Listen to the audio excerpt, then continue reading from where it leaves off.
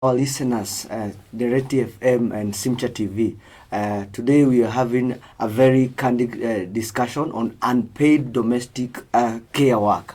And today we have our guest from Youth Alive, where today we are having a different show.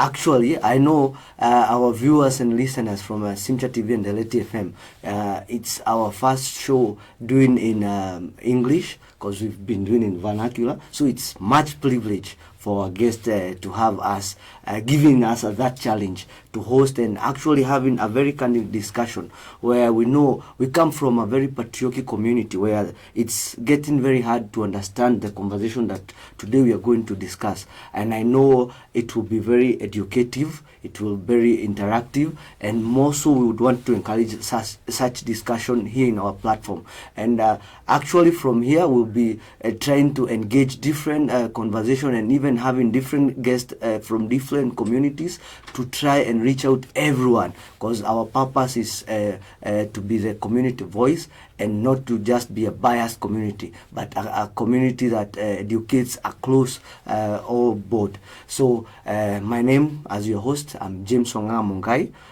Today I have guests from Youth Alive Kenya, and I want them to introduce themselves.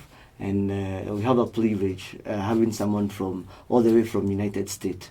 And you've said you know Swahili?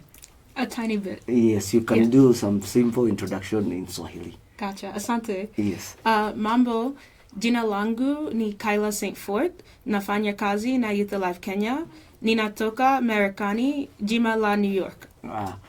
Welcome. Karibu, Mr. Lawrence. Thank you very much, Yes. Mr. WANG'ANG'A, Yes. to our listeners and those who are watching us online. Yes. Karibuni sana. Yes. My name is Lawrence Gatenjwa from Youth Alive Kenya, and we are really happy and privileged to be here to join you and have this candid discussion, as you outrightly put it, on unpaid care and domestic work. Yes. Thank you so much. Asante sana. It's our routine to always start with our national anthem as our ethos. We're very proud Kenyans. So it's our morning prayer in our show. So I'll just request our producer to just give us our national anthem. Mungu nguvu yetu,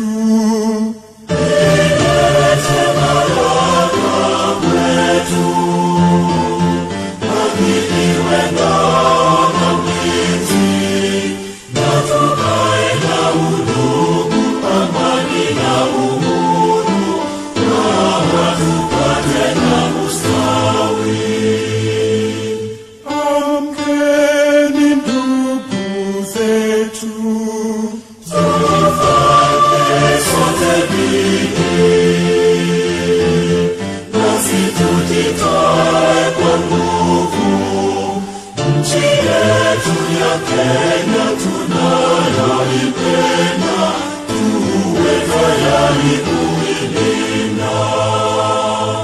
na tujenge taifa letu.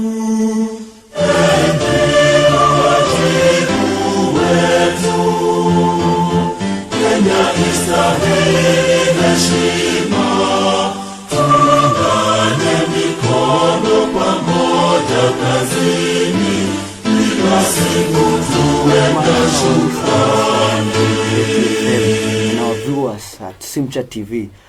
Today we have a very special discussion here.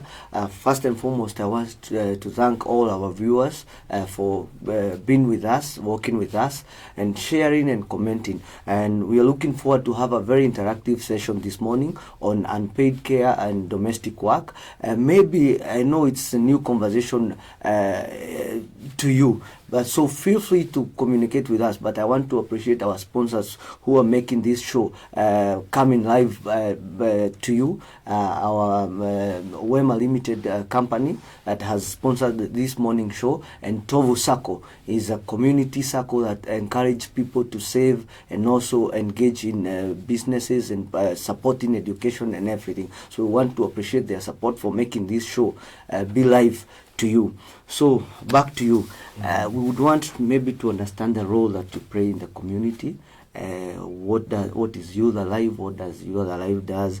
And maybe brief discussion, because when we share that we're having the unpaid care discussion, we've been seeing people asking, what is this? So maybe you can tell us a brief introduction about the organization and your role, what you do at Youth Alive, and maybe if you have another role in the community that you play. Karibu, Mr. Lawrence. Thank you very much for that question. Yes. So about Youth Alive, as the name suggests, Youth Alive is a youth-led and youth-serving organization. Yes. We are based here in Nairobi County, Yes. but we have a regional office in Kisumu. Yes. So for Youth Alive, we work in 3 thematic areas. Yes. So the first one is good governance and human rights. Yes. This is a very important discussion, especially for young people, considering, our expectation when it comes to the leadership that is there, also on our role when it comes to governance structures. You've seen what has been happening recently with the protest, and for that discussion, we want, of course, to make sure that the youth voice is always there. So anything to do with governance, human rights, public participation, we are in that conversation. Second, we have a pillar on economic empowerment and livelihoods. We know the current situation of many youth. Unemployment is at a really high rate right now. Everybody, a lot of young people are still dependent on their parents, on their siblings to be able to sustain themselves. So for us, we are trying to be the solution provider. We are looking what are some of the avenues that the young people can be able to explore to make sure that they get these economic opportunities. It could be in terms of linkages to opportunities. It could also be in terms of skills. It could also be in terms of capacity development. So for us as an organization, we do those 3. Finally, we have a pillar on social well-being and gender equity. So for this, we look at the general health of the society. What is the situation in terms of mental health of the people in Kenya? What is the situation of the mental health of the youth, of the women, of the men? There are so many challenges that we are going through, drug and substance abuse, corruption, underpaid labor, and so many other societal things that are going on. Maybe just to mention something on gender equity, inequality between the sexes is still a very big issue in this country. So we've also put our voice in that conversation.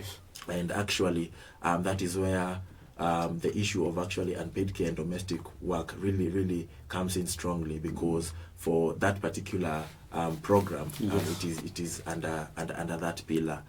So maybe for my role within Youth Alive, I support programs, and I have a program which generally focuses on unpaid care and domestic work. For Youth Alive, we are being supported by Oxfam in Kenya.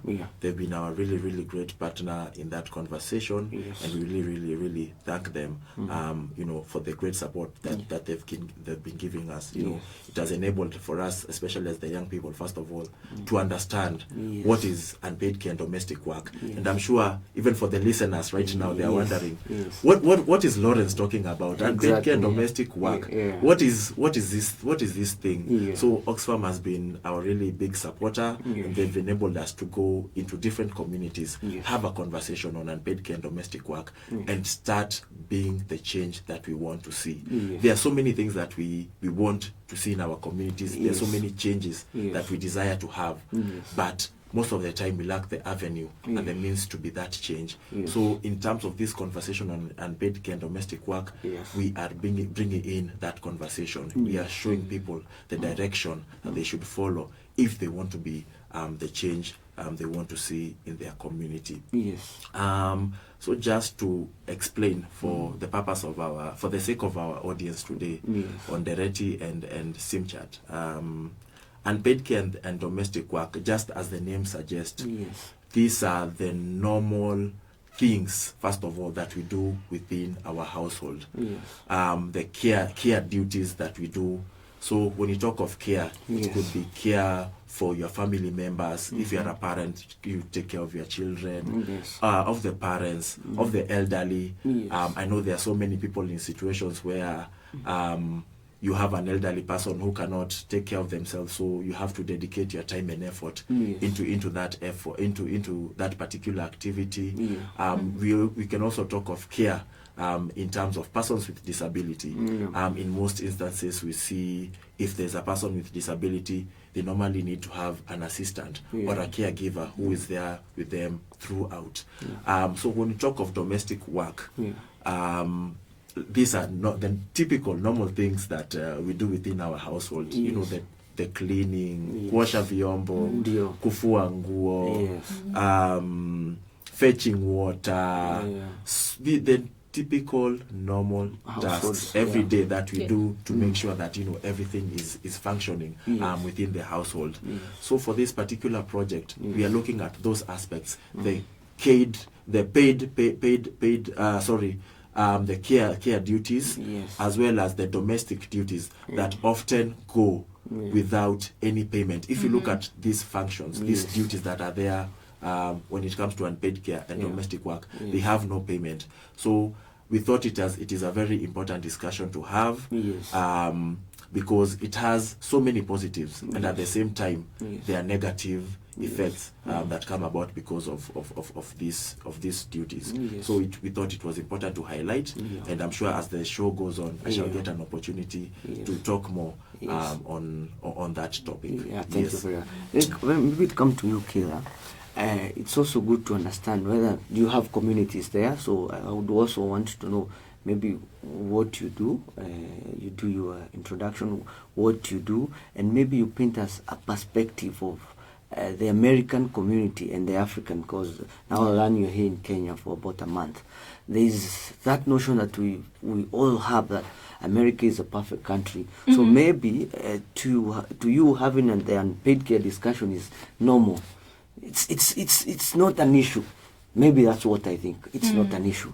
So maybe you can tell us what you do there in America, what your role and what you're doing here in Kenya, and your role at Youth Alive, and maybe paint us a picture of how the conversation is there in America and the same conversation you found here in Kenya. Gotcha. Welcome. Thank you. Yeah. So for Youth Alive Kenya, I work closely with Lawrence with the programs department. Yes. So I've also been really heavily involved in the We Care project in terms of helping him out with couple session, male champion sessions, and social accountability sessions. Those are just some of the activities we do. Yeah. And I will say, I think the discussion here about unpaid care and domestic work, I feel like is much more like, it's a bit more complex than it is in the U.S. because I feel like y'all are really going into the multiple intersections of unpaid care and domestic work, such as like how that relates to water, sanitation, and road infrastructure. I think that the issue is also prevalent in America. So oftentimes I'll even use like my own life as an example. I know my mom, she is a single mother. Yeah. So she was doing all the unpaid care and domestic work while she was also going to her actual job as well, her like job that directly contributes to the economy instead of indirectly. Yeah. So I think in America that there is still that gender division where it is mostly women who do the household tasks, where they are expected to go to work, and then when they come back, they're still taking care of the children, helping out with homework, cooking, doing all the cleaning. And I feel like although we do have like some care infrastructures in place, such as like daycares, I think for us right now the biggest challenge is that daycare is very, very expensive. And I think it's about more increasing access to these services and making them affordable while also still having them be quality itself. So I think it has been interesting to come here to Kenya and really talk about the issue, because I will say I feel like I have seen a lot of Kenyan men who are very engaged in the topic, and I think who are more willing to learn and to really redistribute the unpaid care and domestic work within their household. Well, I feel like sometimes in the U.S., I think that there isn't really that couple discussion going on. I think oftentimes, because the U.S. there's also like a lot of divorce too, sometimes it's like it's just a split, and that's kind of the breaking point. So I think it's really interesting here to kind of see how couples are really working on really redefining what their household looks like internally. And I think that will also just contribute to an even more larger like social change, because once things start changing in the household, then it carries on to the policy level. Yes. Mr. Lawrence, Yes. I can get back to you. Yes. Because we want now to get the clear picture. Mm. To me, maybe I did some few research and I know what is unpaid care, and maybe I've gotten an opportunity to interact with you, Live Kenya. Yes. But there is that person who that conversation doesn't matter.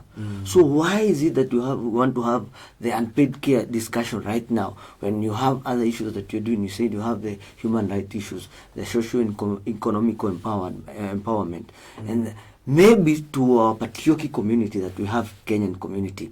Why do you think that the conversation is more important for us to have it now? Why don't we have a conversation where we need economical empowerment? We have now issues with the governance issues. We have corruption issues. We have the human rights issues. We've been seeing young people being killed by the government. Why do you think that, or why is it a priority that we need to have that conversation right now about the unpaid care and domestic work? Thank you very much for that question, and it's actually it's good that you've actually brought that aspect out. Yes. When it comes to unpaid care and domestic work, Yes. this is a discussion, first of all, Yes. that we should be having every single day. Yes. Because no matter what happens, Yes. regardless of the situation, Yes. what is happening in the country, protest, Yes. the economic situation, Yes. unpaid care and domestic work Mhm. is part and parcel of our lives. Yes. We cannot separate ourselves with unpaid care and domestic work. Mm-hmm. Let me give you an example. Today morning we all woke up Yes. to be here, Yes. and there are so many Kenyans who are watching Yes. us and listening to this conversation. They are in their various things that they are doing, right? Mhm. When you woke up this morning, Mhm. you took a shower probably. Yes. True or false? Very true. Somebody probably went and boiled that water Yes. to make sure it's cold right now, yeah? Yes, yes. To make sure that you have hot water, Yes. so that you can start your day in a good way, right? Yes. That is unpaid care and domestic work. Mhm. You probably took breakfast this morning. Mhm. Somebody prepared that breakfast. Yes. It's unpaid care and domestic work. Mhm. You are wearing clothes. Mhm. Somebody must have washed them. True or Yes. false? Yeah, yes.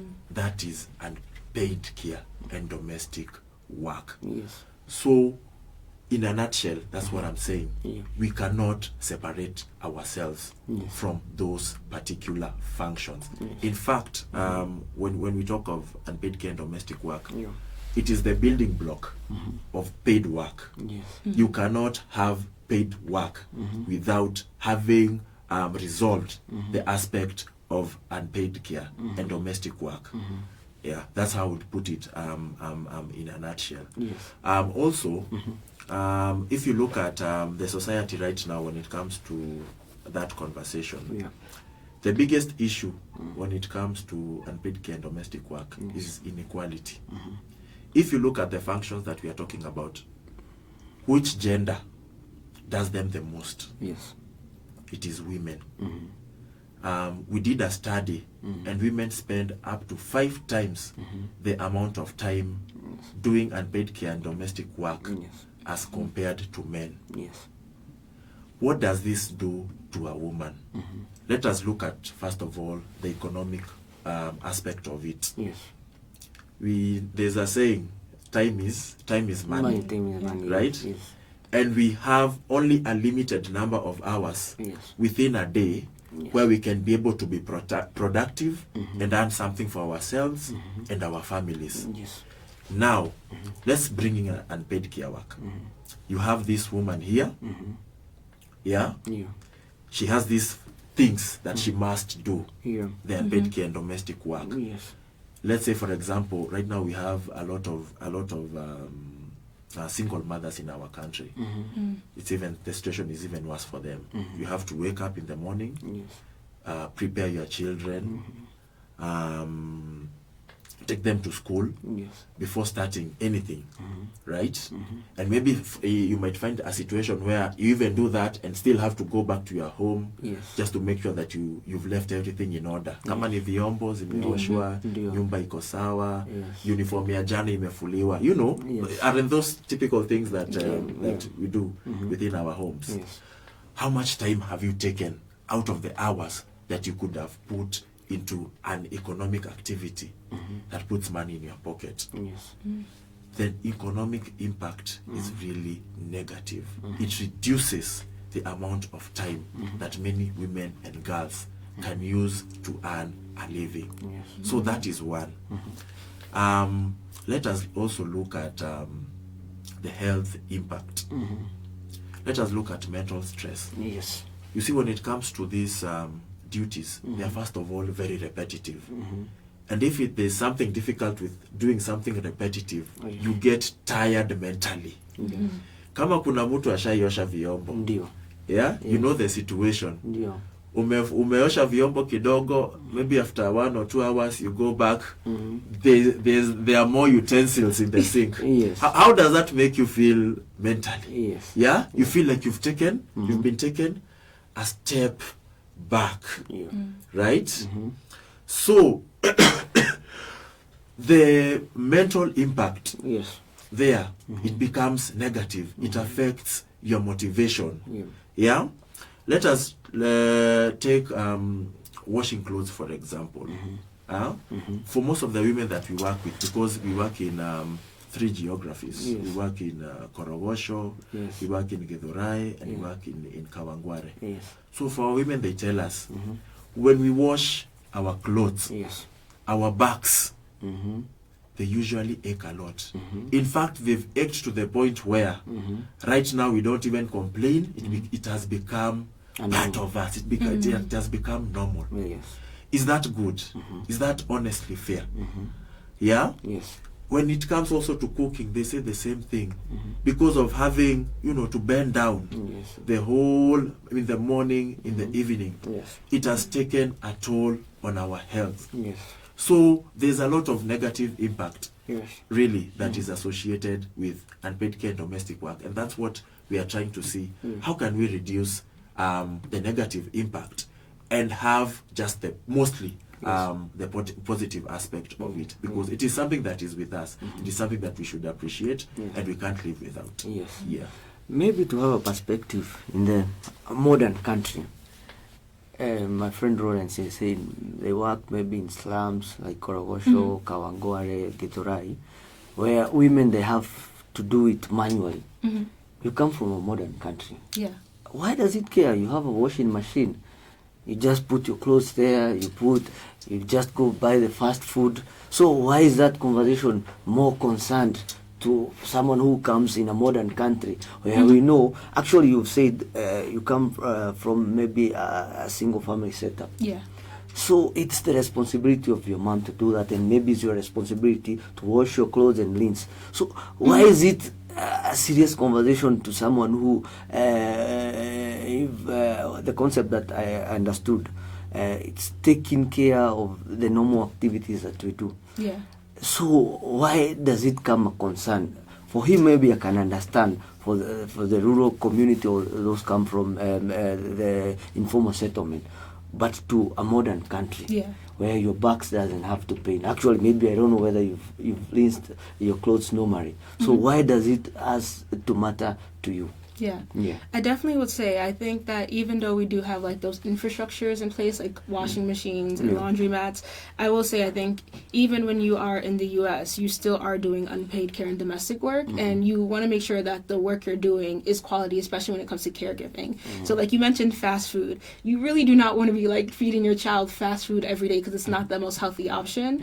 And at the end of the day, like that will lead to further complications because a lot of the food in the US have a lot of like GMOs. They're very chemically altered. So then if you go to get fast food, it's even worse. If you're feeding your kid that for most of their life, how does that impact their health, right?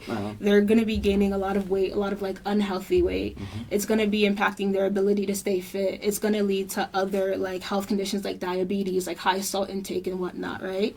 So at least for my mom, she had to make a point that when she was coming home, she was also then cooking, right? And if you think about it as like a single mother, while we were fortunate enough to have like family to help us out, she's working like 8-hour shifts, right?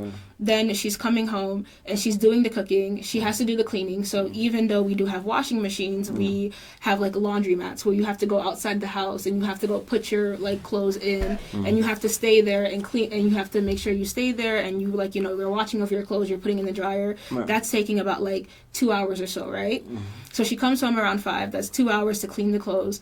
And then you also need to think about, okay, wait, my kid has homework as well, right? And kids, for us in school, when you're young, you get out of school around 3 o'clock, right? But your parent ends work at 5. So now you have to think, if you don't have family in place or your family members are busy, where's your kid going from 3 to 5? Who's helping them out with their homework? Who's giving them attention, right? And a lot of schools, most of them do not have like after school programs. Yeah. Or at least after school programs that are lasting long enough for you to finish work and then go get your kid. Sometimes you need to figure out, okay, if I need to send this to daycare, now that's extra money you have to pay so you can pay someone to give the care. In my personal example, my mother, she used to work in the night shift, so she would have to be at work really early. So she wasn't there to send us off to school. So what she would do is that she would pay extra money just so we can go to daycare and sit down for 2 hours. When it was time for us to go to school, then we would go walk to school. So I think with the U.S., it's like really balancing the unpaid care work with your paid work that becomes a bit difficult, because although there are like daycares in place, that's not available for everybody. Not everybody makes enough within the year where they can pay for daycare with that not taking like a significant money out of their pocket. Yeah. Maybe can I ask you, who needs to appreciate this unpaid care? Because now, a simple example from your family, your mom works. So from the earnings, she needs to pay bills from that. Maybe. So who needs to appreciate that? Do you need to say the government needs to appreciate that, or who is this need to appreciate? Because to me, I'm understanding, or my listener or viewer would understand that it's my personal responsibility. When I was having family, I knew that I need to take them to school. Maybe I need to get a job that needs to pay a daycare. So it's normal bills, like any other person would say. I fuel my car, I drive. So those are part of my normal bills. So who needs to appreciate this unpaid care work? I feel like it has to be the government, because I think, like, yes, it is the responsibility of the parent to take care of their child. But I also think that, like, at a lot of times it is really the different, like, the economy, the businesses, the employers, how they're not really considerate of if you have children, right? I think that even though, yes, the parents should be there for their child, I think at the end of the day, the child is the future of the society. So why shouldn't the government then invest itself into taking care of the children and helping the parents out as well, right? And it doesn't necessarily mean like it has to be anything that is like new or unheard of, right? An example of that is, rather than having strict 9 to 5, but you're aware that most schools end earlier than that, you can have more flexible like work schedules for parents, right?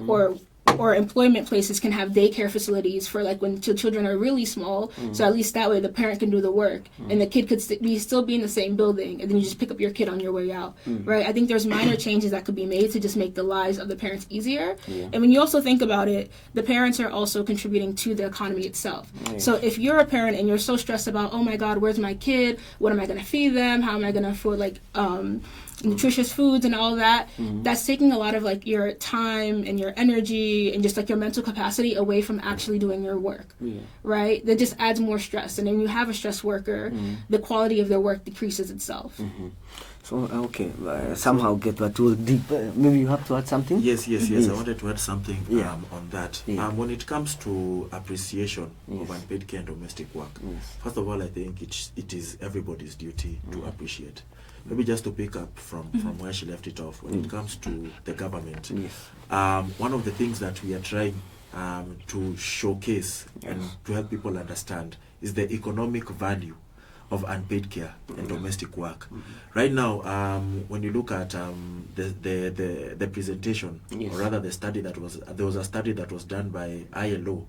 So when you look at unpaid care and domestic work, the value is estimated at around $10 trillion, which is about 10% of the global GDP.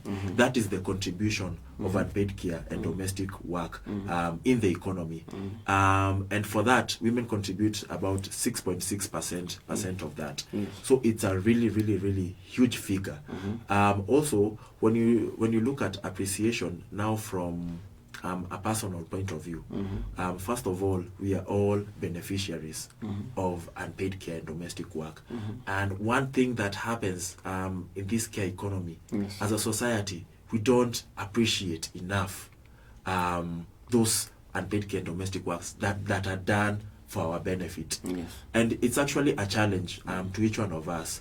Whenever we enjoy these services, do we appreciate those who offer them?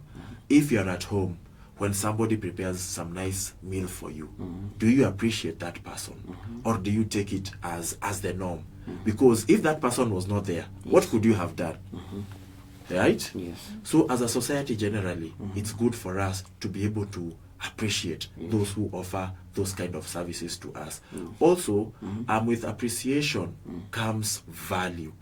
You can't value something if you don't appreciate it. And for us, what we are trying to make sure is that people actually value this unpaid care and domestic duties as actual work. You know, we do these things, but we don't treat them as work. In our communities, you'll hear many women say, mimi sina kazi, nakuanga tu nyumbani. So for those who don't understand Kiswahili, so that means that these women are saying they don't have work, they just stay at home.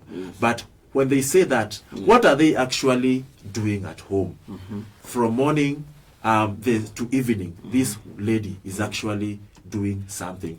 So we feel it's very important for us to appreciate so that we see that value. And with that value now comes about change that we want to see.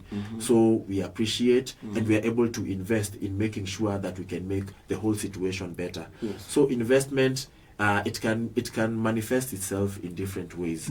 Maybe within the household. Kama ni kwako nyumbani, you look at how can I maybe help reduce the time and effort that is spent doing unpaid care and domestic work. Maybe if you saw that the challenge in your house, maybe you have a kameko. The kameko is usually small, so I know when you cook you have to bend. Maybe you can say, let me put up something so that the meko can be a bit higher, so that maybe if it's cooking, I can cook while standing. It will lessen the effort that is there on my back. Let me take another example. There are so many households that cook using firewood. Just look at the amount of time that it will take you. First of all, you have to fetch firewood. How long will that take you? Some few hours. If you are not fetching, you have to buy. So you still have to go into your pocket. After fetching that firewood, you go to your home. You first of all have to have the right conditions, because firewood, you can't just light it anywhere, right?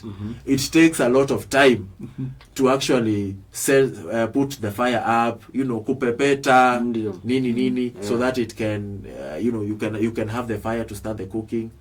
So you can invest in a home by doing what? Maybe buying a meko. You've reduced the time and effort that it would have taken to do that unpaid care or domestic duty. So that's what I would say quickly, just to add on what she had pointed out. Okay, maybe ask in Swahili. Tumetoka kwa jamii yenye tunajua is a husband and a wife. Maybe bwana ndiye anaenda kazini. Bibi anaachwa akifanya kazi za nyumbani. So the husband is taking care of the bills. So the responsibility of the wife is now to make sure when my husband akitoka kazini, the food is ready, the kids are taken care of. So I don't need even to employ a domestic manager. My wife will do that. Atasort chakula watoto, ataosha watoto, atawapeleka shule, atasort maneno ya maji. Kazi yangu mimi nimeenda kazini nijue venye nitalipa rent, nitalipa hiyo stima, venye chenye watakula. So then what other conversation do we need to insist on this? Huyu ameenda kazini, amelipa bill zote, na huyu mwingine ameacha. Then why do you need now to kazi yangu pia si mimi si I've gone to work, I woke up early, nikafanya kazi, then I nimeshughulika, or they're having a comfortable life. If maybe it's normal here, they're going maybe to a private school, basi nachukua mtoto anaenda hapo anarudi. So again, kama yeye afanye kazi, si afanye kazi za nyumbani. So why now do we have need to insist that we need now to appreciate again, because now the husband is working, sorting the business, and the wife is at home working. Yes. Thank you very much for that question. Actually, hilo swali Ndio. hata wakati tunakuwa tuko pale field tukifanya shughuli zetu, Yes. hilo swali huwa tunalipata sana. Yes. But I want to pose a question back to you. How many homes are like that? How many? Yeah, maybe How many? there are few. Very, very, very, very few. Right now, with the current economic situation and where we are as a society, Yes. it's very difficult, Yes. even if you are a man, to support your family entirely. It's very difficult. Yes. It's very difficult to find a job. It's very difficult to find those opportunities. So right now, a lot of women are ready and willing to work. So for us as a society, it is our duty to make sure that we are creating that avenue, that opportunity for them to work.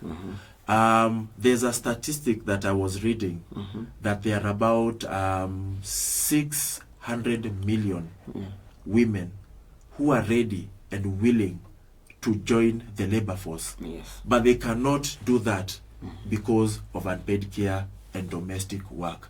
So what are we doing to address that challenge? For many people that we work with in the community, we've seen most women, they are ready and willing to work. It is just that most of the time, hizi kazi, hizi shughuli za hizi ambazo tunazitaja za unpaid care and domestic work huwa zinawafunga. So tunajaribu kuangalia ni vipi tunaweza punguza hizo kazi kidogo, kwa sababu ziko na sisi and there's nothing we can do about them. Yeah, they are with us, it's part of us, we must do them. What can we do to reduce the amount of time that these women are spending doing those duties and functions for them to engage more in the economy? And also you've looked at the married perspective. Like I mentioned before, there are also a lot of single women in this country. There are a lot of single mothers in this country. How is their situation? Are we making sure that we are putting in their voice in this conversation? Because most of the time, they are the most affected when it comes to unpaid care and domestic work. And you see, it's a difficult balancing act. On one hand, you have to work for you to get money to sustain yourself. And on the other hand, you still have to do this unpaid care and domestic work function. So we are trying to see how we can have the right balance. Ndio pande moja isikuwe imefinyika sana, unapata pesa na pia unaweza kufanya hizi shughuli zako vizuri. We do have something to add on that. In regards, I was saying, where there is a normal family where the husband works and the wife is at home helping. So how is this conversation important? The husband is sorting all the bills. The wife is now at home, now doing the household chores. So if I try to tell now this husband, now you need to appreciate the woman was cooking, you were washing the kids, took the kids to school and came, did the homework. On this other hand, now I woke up at 5, I went to my workplace, I worked, I made sure you have a comfortable home and paying the bills, doing sorting the school fees, buying the food. So how does that conversation affect that person? Why is it a concern to such a setup? I think like Lauren said earlier, right? If you're going to work, that means you have clothes. You have like clean clothes that you're wearing. That means you have eaten. That means somebody has heated up the water. So even though you're waking up at 5 to go to work, your wife is also most likely waking up alongside you, right? So her day is also starting with you as well. And even though she is, at home, she is still doing work. And that work, whether it's like, taking care of the kids, so making sure you're dropping the kids off to school, going to fetch water, cooking, she is still doing work. And then I think when you really think about it, now, usually with the man, if you come home you have food on your plate, right? You have dinner. Yeah. Okay, so then while you're commuting back from work, the wife was cooking dinner. After you finish doing dinner, who's doing the dishes? Is it the wife? That means that although you both started your day at 5, you end your day when you get home. For the wife, the home is her workplace. From the time she wakes up to the time she goes to sleep, she's doing work, right?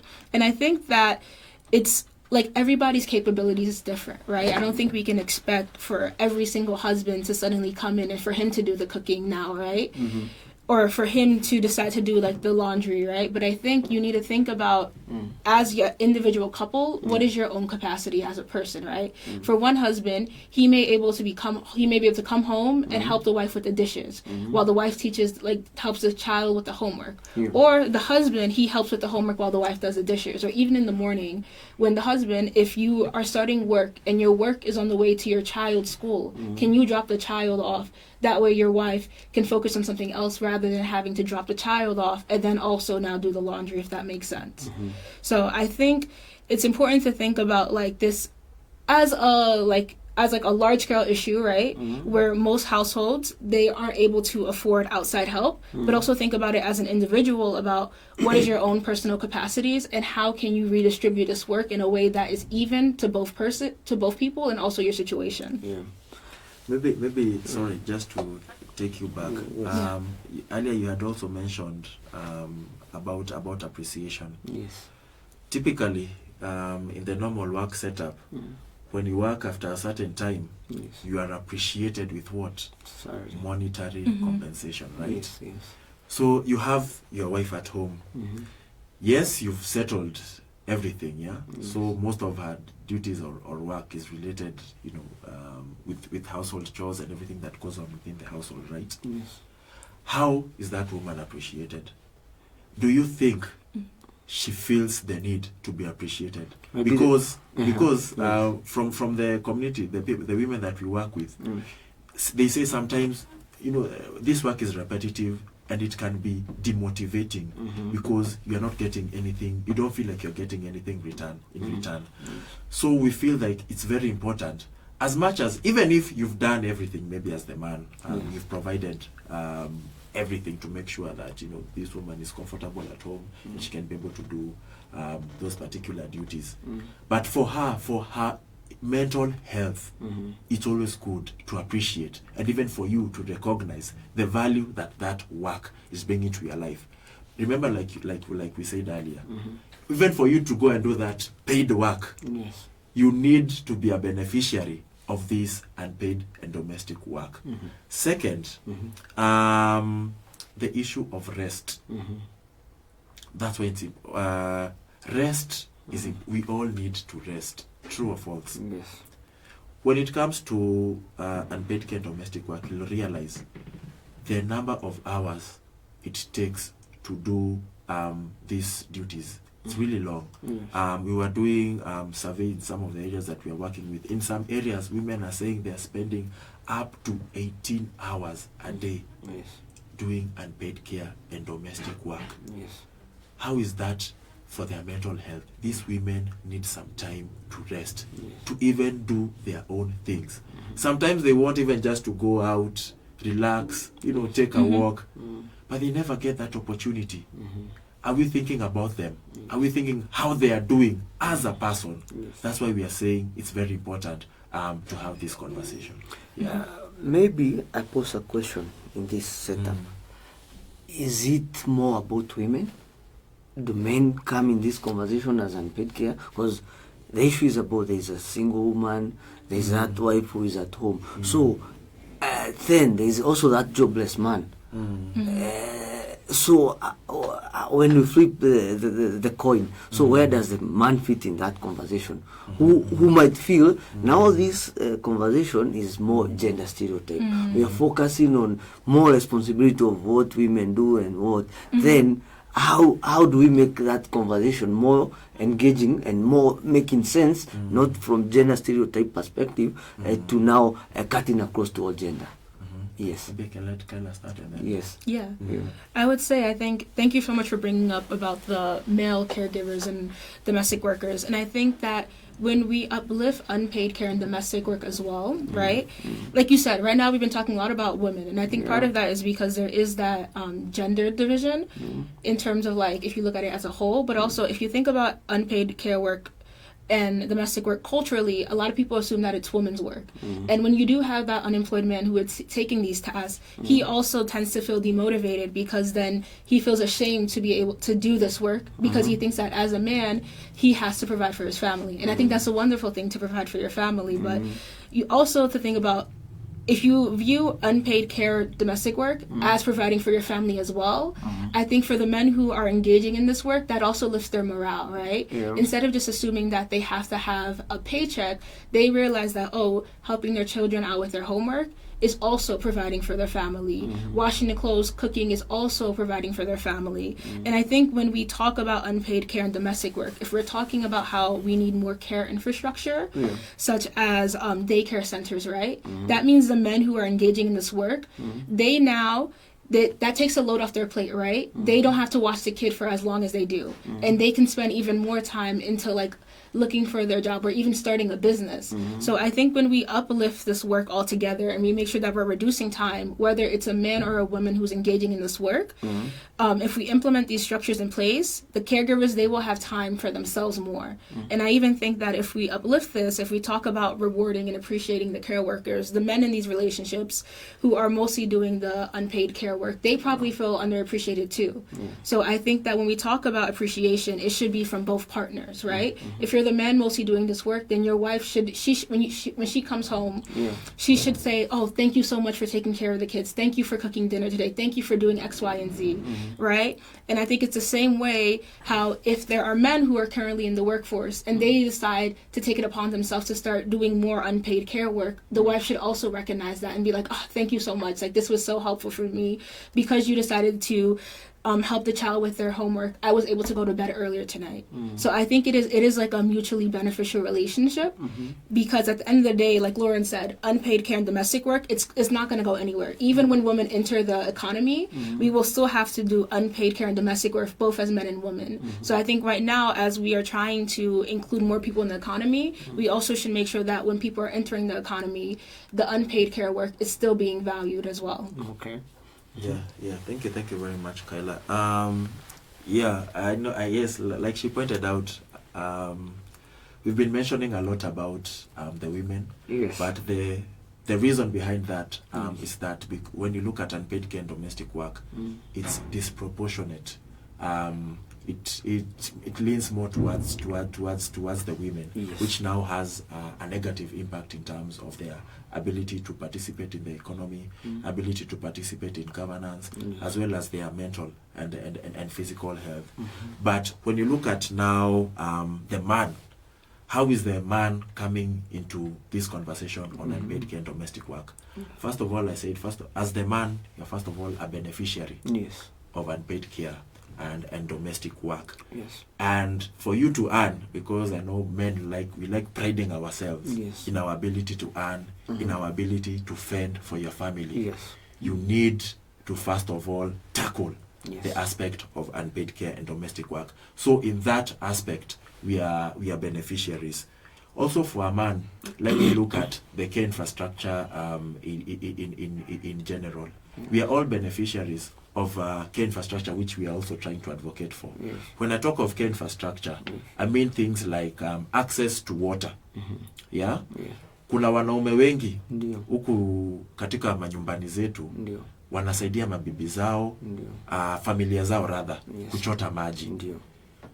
Doesn't that also have an effect on you in terms of the time that you take to do that function, which you could have put into something, that time into an activity that earns you something? Doesn't that take effort from you, the man, which you could have put into something else that could put something into your pocket? When you talk of roads, which is also part of care infrastructure, as a man, won't you benefit if you have a road reaching to your household? Mahali nyumba yako iko, barabara imefika. Yeah? If you look at education, if a school is near you, iko karibu na kwako nyumbani. As a man, won't you benefit? Labda ni wewe unapelekanga. There are so many men who take their children to school. Yes. Yeah, won't you benefit in terms of reduction of the time that it would take for you to take your child there? Look at hospitals. They are still part of the care infrastructure that we are trying to advocate for.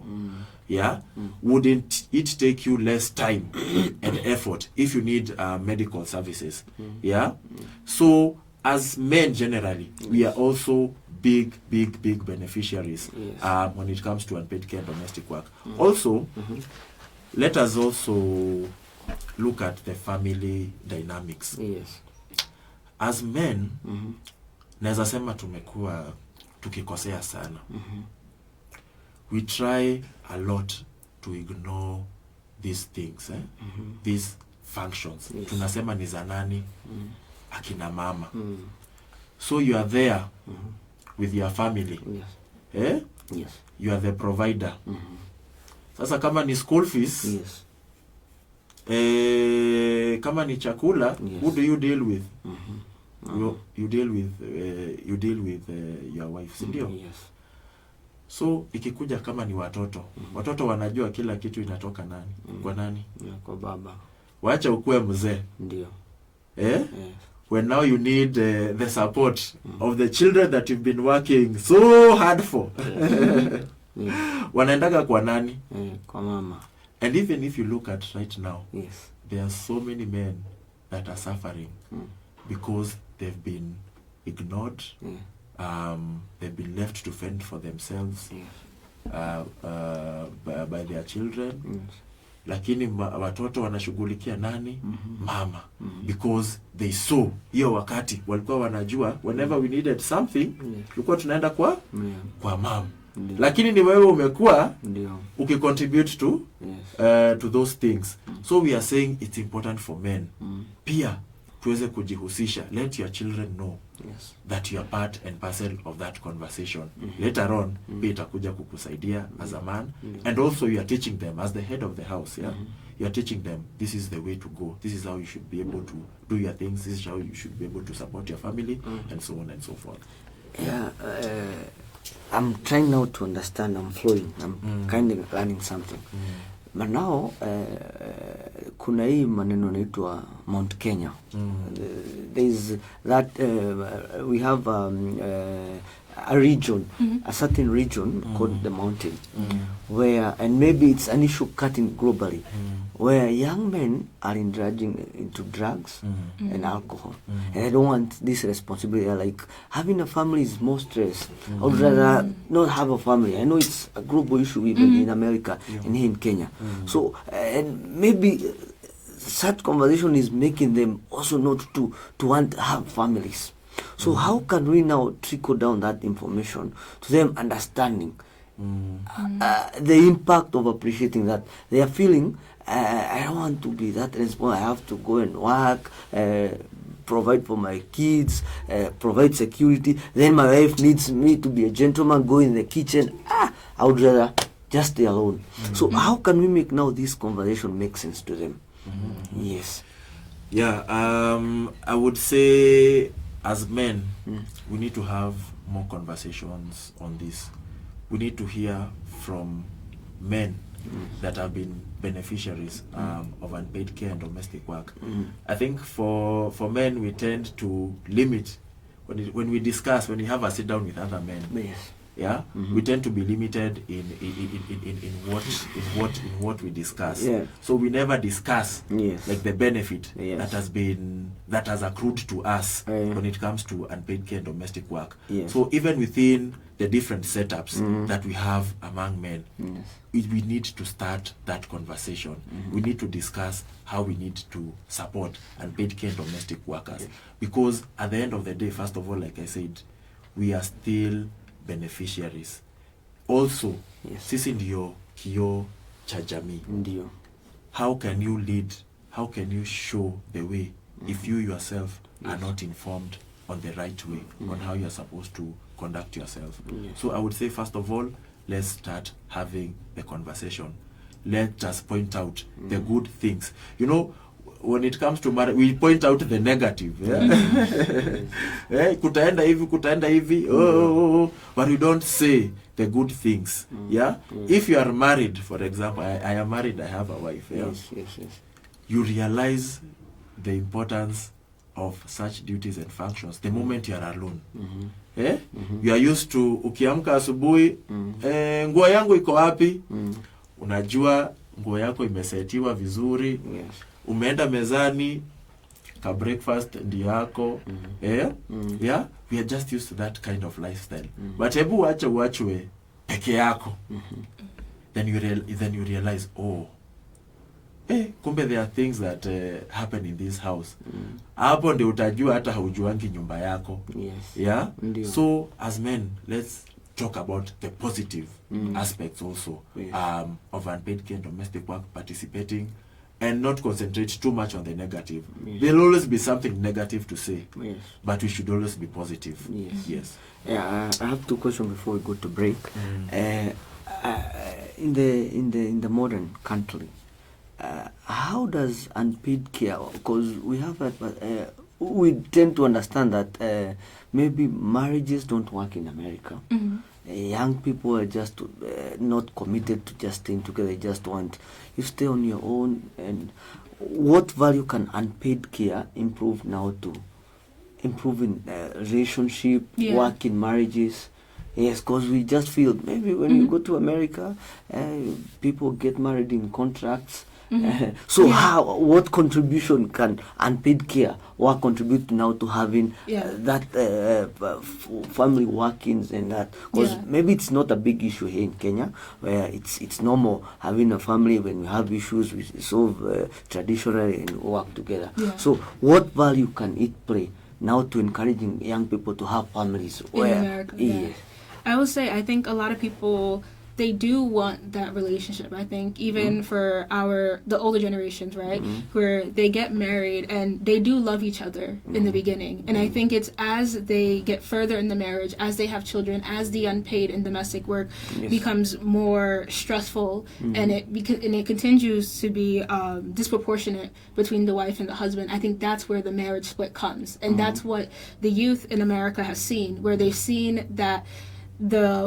their mother is doing most of the work, and that they don't really see their father, like Lauren said, right? Like, when you're younger, you don't understand that, when my father goes to work and he's bringing home the money, that the food on the plate is because he brought it. They just see the mom do it, right? Because they don't see what the dad does at work. They don't see maybe that the dad has issues at work and that the dad's dealing with like a really stressful boss. So I think as youth, we have seen how the disproportionate distribution of unpaid and care and domestic work has split up families. And we also see how when you really look at that issue, when you look at how the wife is dedicating 18 hours of work, right, and how she is going unrecognized for this work and how it feels tedious, I think when you see that, that's where a lot of the marital issue begins, right? If you cannot tell your partner, hey, I'm really tired. Can you help me out by doing the dishes? Can you help me out by helping with homework? Can you help me out by doing this one thing? How can you then talk about the larger issues where, maybe I'm not doing well mentally as a husband, right? Like, how can you tell your wife that, hey, I'm at work and it's very stressful. My boss is he is very he puts so much pressure on me. How can you talk about that if you can't talk about the work, what's happening within that household, right? How can you talk about the wider issues if you're not talking about, hey, who's doing what, and if you can't appreciate each other? So I feel like the way I have viewed unpaid care and domestic work and just the whole situation is that it's kind of the building, like it's like the foundation, right? That's what your home is built on. And if there is cracks in the foundation, eventually the home will fall apart and it'll lead to bigger issues, right? I think an example is that if, like, for example, at one of the couple sessions we were at, they were talking about how literally right before in the morning, the husband and the wife, they had an argument. So even during the sessions, they couldn't even sit next to each other because they were still thinking about that argument. And when they began going through the couple session, they realized that part of the argument is that the wife, she just felt underappreciated, right? And she felt underappreciated for the work she's doing, but she wasn't able to communicate that with her husband because the norm isn't to communicate it at all. It isn't to even acknowledge that, oh, you're doing this task, you're doing this care duty or this domestic duty. So now on the husband's side, he doesn't understand why his wife is going at him right now. He doesn't understand why she feels frustrated, right? And then the husband, he's like internalizing all this. All he thinks is that she's nagging at him. Yeah. And because he's so worried about defending himself, he can't then tell the wife that, hey, I do appreciate you, but I'm so tired from my work, and here's what's happening at work, and here's why I'm not able to appreciate you the way you want. Yeah. And he can't say that, hey, I want appreciation too. Yeah. So I really think that when you begin to uplift and value and reward unpaid and domestic work, you open up the conversation for other larger issues. For all you know, the husband could be dealing with like depression. Yes. How can you tell your wife that if she's mad at you about something that you're not even sure why she's mad at you for? Yeah. You know what I mean? I think I get it. it just opens up a line of communication. And then, like Lauren said, when you focus on the positives, when you talk about how uplifting unpaid care and domestic work will give you a stronger support system, it'll give you a partner in life, someone who, when you're going through something, they're there to pick you up, they're there to uplift you. I think that will push more people into like marriage, more young people. They're like, okay, I can see the value of that. Yes. Have to add something before we go to break? Kyla has put it so well, and I appreciate because it's kind of the same situation with what is happening here in Kenya. Yeah. So maybe just to reiterate, I think we need to have more conversations on the same. Yes. We need to have more men come out and speak on the benefits of participating in unpaid care and domestic work, and we need to speak enough on the benefits that having a discussion and actually engaging in unpaid care and domestic work has in marriages, in terms of conflict resolution, in terms of GBV. We have so many instances of GBV as a result of unpaid care and domestic work. If men, because most of the time men are the perpetrators, if they understand and appreciate unpaid care and domestic work, then we'll have cases, less cases of GBV. We'll have more cases where couples are able to communicate. Communication, as she's pointed out, it's a big challenge in many marriages. Watu hawajui kukaanisha, by the way. Ndio. Inakanga kitu tu kawaida automatic, but inakuwa ni ngumu. Kabisa. So with understanding unpaid care and domestic work, it can help improve communication within the household, leading to better relationship outcomes, leading to having, raising your children in an environment, that you would want also to have as a parent. You would want them to emulate, and also the love within couples. There are some things maybe your wife or your husband can never tell you unless you are in a certain kind of setup, which sometimes involves unpaid care and domestic work. So let's just continue having that discussion. Let's play our role as men, and we shall have better outcomes. Happy wife, happy life. Nice. Tumeelewa. If now we get to appreciate duties that our spouses help us at home, which are not paid or not valued, monetary valued. We see now we have productive homes, have happy families, and nilikuwa nataka kusema in the Kenyan setup, we have that notion that hiyo ni kisirani ya bibi.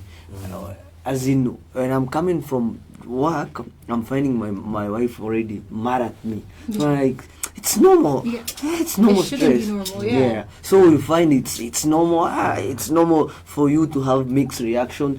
In the morning you're so happy, in the evening you've changed your moods. But now, if maybe as I talk a job at the leo niseme, I'm the one in charge of the kitchen. Today I just want to appreciate you cook. So let me just help you and have your rest. Today maybe it's your off day. Today I'm doing the cleaning. I'll take the kids to school as I go to work. Then I'll talk to my boss. Nataka leo nitoke mapema from my workplace. I pick my kids. I take the family. Maybe I take them out for lunch. Today you're not cooking at home. And then we see the value of now the wife will see. And my husband is playing a role in the same setup.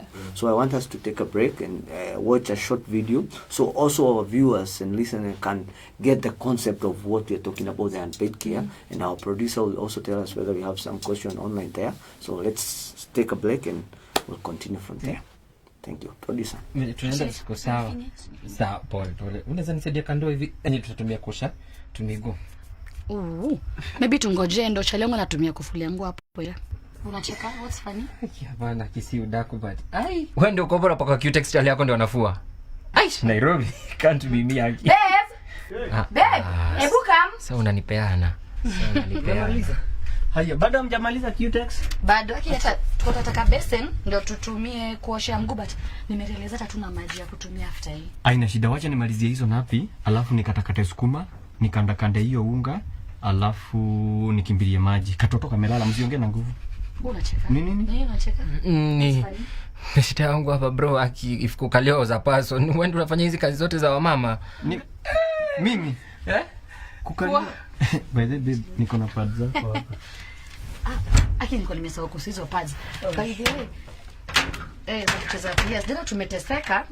Na sio kukaliwa, tumekaliwa. Hakuna mtu amekaliwa hapa. Hii ni kazi anasaidia nyumba. Wewe unadhania hizi kazi tunafanyanga hapa asubuhi mpaka jioni ni rahisi? My god, kazi 2-3, kosha vyombo tu na nyumba. Please, mimi. Hey, nifike mtaani. Hebu niwache. Tupatane, ni kuchafu. Tavurugana kwa ile nyumba. Sasa unavuruga bibi yako sababu hajaosha vyombo, hajasafisha. Ai, vitu 2-3. Na wewe ulikuwa mbeze, mna watch ball ama nimekosea? Na ujue sio kuosha vyombo peke yake, tunaoshanga vyombo. Ibu imagine bibi yako amke asubuhi, atayarisha watoto, awapeleke shule, na vile shule za huku ni mbali wewe. Arudi, aoshe hizo vyombo, aoshe nguo, aoshe nyumba, apike lunch, apeleke shule tena, arudi tena ndio tunamtoa shule. Unadhani kazi ni rahisi? Na hiyo kazi yote unaona kama ni rahisi. Huwa hawaangali, huwa haheshimiwi. Anafanya hiyo yote, but huoni kama ni kazi. It takes a lot of time na halipwi. Lakini wewe unaona nikipata hajafanya.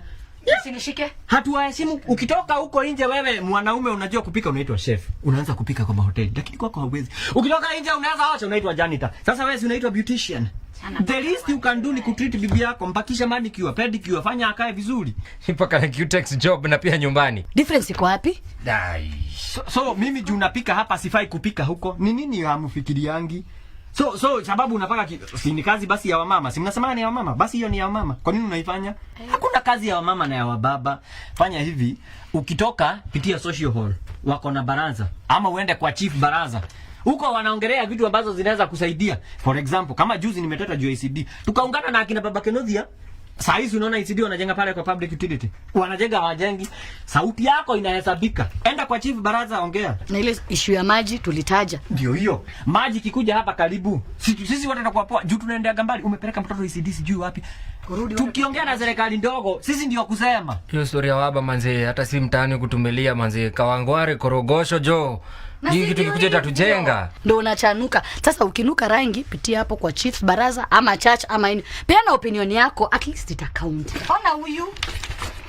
Kai. Unaenda wapi? Unaenda wapi? Nitembea kwenda mtoi shule. Mwanaacha ni muende. Jo wife mazi yako job kasoko hivi, wacha nichukue mtoi. So mtoi yako ICD mbali na ikiletwa karibu. Ndio nasema participate. Nitarudi, I promise nitarudi. Hizi zipepete tuache zipigwe na hewa. Enda. We create time. Sisi tumeshamaliza makazi, sasa we will create time ya kupendana. Oni TV. Sisi tumekaliana hapa na mapenzi. Ona nilimsaidia. Angalia bibi yangu alifanya kazi, nafanya kazi. We are able to buy such a TV. Jana lakini uliona Lulu. Leo ni mimi naona. Sasa Hassan, mimi nimeshinda nimeona Hassan. Remote. Asante sana mtazamaji wetu wa Simcha TV na our listener wa Dereti FM. Kuni kutugani ohoro na uma. Today I'm seeing people are saying today English is English. I'm so sorry. No, it's something good because we normally have the same vernacular language here, but now today the conversation is different, and now we are seeing even our viewers are appreciating this conversation. I've seen someone saying she's a woman, but she never saw that her value matters. She thought it's the same. It's normal. Being a wife is just being normal. So I've seen someone called Shiro Bonshiro is saying she never understood that my responsibility as a woman should be appreciated. She thought it is her responsibility. So it's a good thing. So because most women thought I need to do this as a wife. Yeah, Shiro, we value you. Yes. And we appreciate the contribution that you're having to this conversation. Yes. And also on unpaid care and domestic work. Yes. Asante. And to all the other people, all the men, women, and the young people Yes. participating in that. Yes, Asante. let's appreciate some viewers who are watching with us. We have someone called White King Loaded saying this conversation is wonderful. Shiro is saying good morning. Daniel Njogu is saying good morning. White King Loaded said, although in Africa we have a challenge of ignoring those typical efforts done, domestic work has been abolished and taken as a normal issue. Having the conversation is important. Shiro is saying, is the one saying the English is English. We have someone, Dennis Mugo is laughing at the conversation. Yes, I guess he's ED. Yes, I can see. Habari. Leo nimepelekwa mbio sana, but we are just flowing. Okay, getting back to the conversation. Yeah. I would want now to get the challenges that you face trying to have that conversation. I know in Kenya, in Africa, we're in more patriotic community. Maybe here in Kiambu County, it's a bit mild. In Nairobi, it's mild. What are challenges, men, there, like we have the Maasai community? And sorry, just to be specific on a certain community, but assuming where I understand a Maasai man and a real Maasai warrior cannot walk in the same length with their woman. Like a Maasai woman, a man cannot hold hand a wife as they're walking. When they go maybe to this public participation, a lady is not appreciated. They are supposed to sit on the grass. If there are certain seats, you find their men given. So, what challenges, or we need to understand, trying to have now this conversation from a very patriotic person, telling them, now, mzee, utaingia jikoni, upike, upikie watoto wako. What are those challenges that are faced in those interior communities? Also, I understand in America you also have those patriarchy men who think, I'm a man, I shouldn't wash, I'm the boss, you're the wife. Yeah. So how now do we design this conversation and make now understand this is normal, things are changing? We also have those countries where even women cannot be allowed to drive on property. You get? So how now do we design this conversation, or what are the challenges you face when trying to have those conversations? Yeah. I will say, I think I'll give more context because I come from New York. So with New York, we have a lot of immigration. So I will say that within my own family, which is Haitian and Jamaican, as well as like family, like for my friends who they come from other countries in Africa, they come from the Caribbean. And I will say, I think we also deal with that patriarchal mentality, right? And I think for us as like families of immigrants, it is very difficult because I think there is, at least for the men as well, there's a lot of stress about also adopting to a new country and having to like immediately go into the workforce. Like for my grandfather, he's the one who mainly worked, but my grandmother stayed home. So I think that from my family, as like a descendant from my grandmother, we were able to like see the way that she was in the household. We don't really know what my grandfather experienced at work as someone who's an immigrant, as a black man, as someone who English is not his first language. So I think that part of it, where there is the patriarchy, I think that part of the tension is when you have these conversations that, at least for the men, I think there's a lot of fear that when you say that, hey, the women are suffering in this way, the woman needs to be uplifted, they worry that's going to mean that they will go down now. And I think that part of it is because the patriarchy, it harms men as well. It tells men that you should not speak about what you're going through, that you have to be strong. But then I really think when you start these conversations, you realize that we're recognizing that nobody should have to be that strong, that it's impossible to be that strong, and that even though your wife may think that you have it all together, the men know the truth. However, the woman cannot learn what the man is actually going through if he doesn't open up as well. So I think part of this conversation, you do have that tension. And I think the best thing is that you shouldn't lean away from that tension. You shouldn't just dismiss what the man is saying just because the way he's saying it may come off offensive, or that the wife is saying something and it may seem like she's pointing all the fingers at you. I think you have to really try to put yourself in that other person's point pour like shoes. Yeah. Think about why is she saying what she's saying, Yeah. right? And then the wife has to also think, why is he saying what he's saying? Yeah. If men are saying that, oh, you just stay home all day, now as the wife, you have to say, no, here's what I do throughout the day. Here's how long it takes me. You really have to break it down, because at the end of the day, you're going through two very different experiences. Yeah. So I think when you see that tension, I think you both have to lean into it. You both have to think, okay, why is there that tension? Yeah. What am I saying that she isn't getting? Because I think sometimes what we think and what we actually say is two very different things. Yeah. So that's where the communication comes through, and that's why also in our sessions we talk about communication strategies, where you're letting the other person talk, Yeah. and you're not immediately going to argue with them. If they say something that you say, that seems a bit weird. Like if the wife says, oh, you just come home and work, you just like work, and you like your day is so easy, Yeah. nothing's going on. You as a husband, you need to think, okay, what do you mean it's easy? What do you think I do at work? Yeah. And then that's where the wife answers, and you're like, no, here's what actually happens, right? Yeah. And I think it's the same thing that that's what the wife should be doing. She should listen to what the husband is saying, and when he says something that sounds a bit off, ask him, what do you really mean by that? Yeah.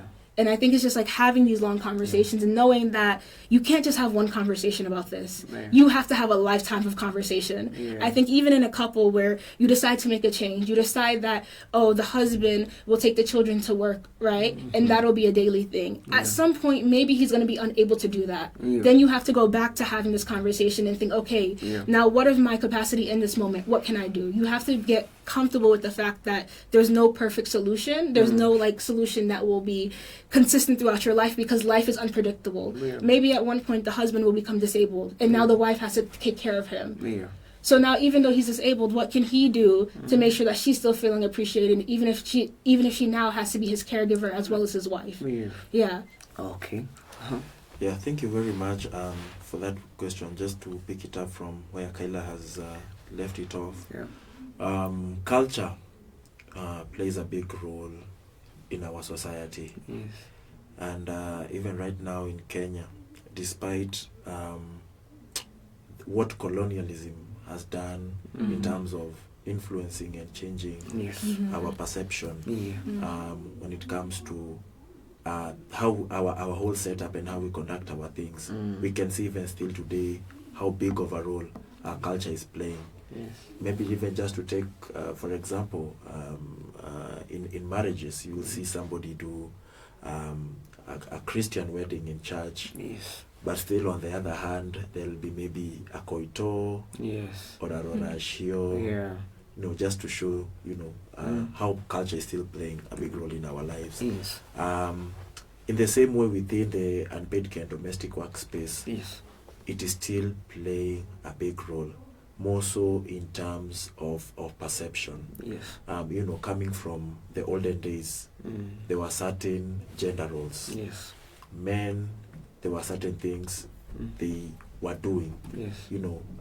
but mostly, of course, related to taking care of the family. Yes. So if you had animals, the men would take care of the animals, and the women would remain at home, Yes. maybe do a bit of farming, and take care of the children. Yes. So in a large sense, Yes.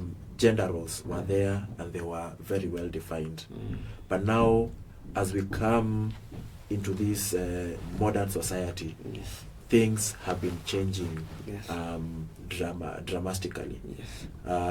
And we see, if it's an issue of economy, more women wanting involvement in the economy, more women wanting, us to help each other out in terms of sharing of these duties, and doing things which typically were considered as roles left out for the man. Yes. In the same way, when it comes now to unpaid care and domestic work, that has had an impact on the man, Yes. because you have this tradition that you've been brought up with. You've seen maybe your father, Yes. your grandfather live a certain kind of way. You've seen your mother, your grandmother live a certain kind of way. And then now you are in this situation which is now requiring us to act in a different kind of way. Yes. So with we've seen a lot of resistance Yes. and a lot of perception created. Mm. So you'll hear people say, when you do some of these things, watasema nini, umekaliwa. Ndio. Kaliwa chapati. Umekaliwa chapati. Yes. Yes. And because also of the perception that has been created within your household, unasema, there are certain things you can't do. Yes. You'll hear people say, hizo vitu ni za akina mama. Ndio. So I would say the conversation has been very difficult. Yes. But just like I said, times are changing. Yes. Even what the man used to do, the men used to do exclusively. Yes. Women are in that space right now. Yes. In the same way, in the space that women were in exclusively, it's also important for us to play our role in that particular aspect, to make sure that there is balance. Yes, it is difficult. Yes, there are perceptions, but we should look at the end goal at the end of the day, which is what, in terms of earning ability, you look at in households where you are able to help each other with some of these duties, you earn better as a family, because as a man you are able to work, the woman is able to work. When it comes to unpaid care and domestic work, that issue is handled. You live a better life. In many households today, you will find that kama mulijenga nyumba, for example, the woman has contributed something. Could that woman have contributed if it wasn't for that opportunity to work? Kama ni gari mulinunua, alikutupia kakitu hapo ndani. Which has, of course, led to you living a better life. So what we are saying is that it's important for men to be involved in this discussion. It is important for us to be able to share out and help each other when it comes to these duties. Have a conversation. See what you're comfortable with, because that's something that we are really advocating for.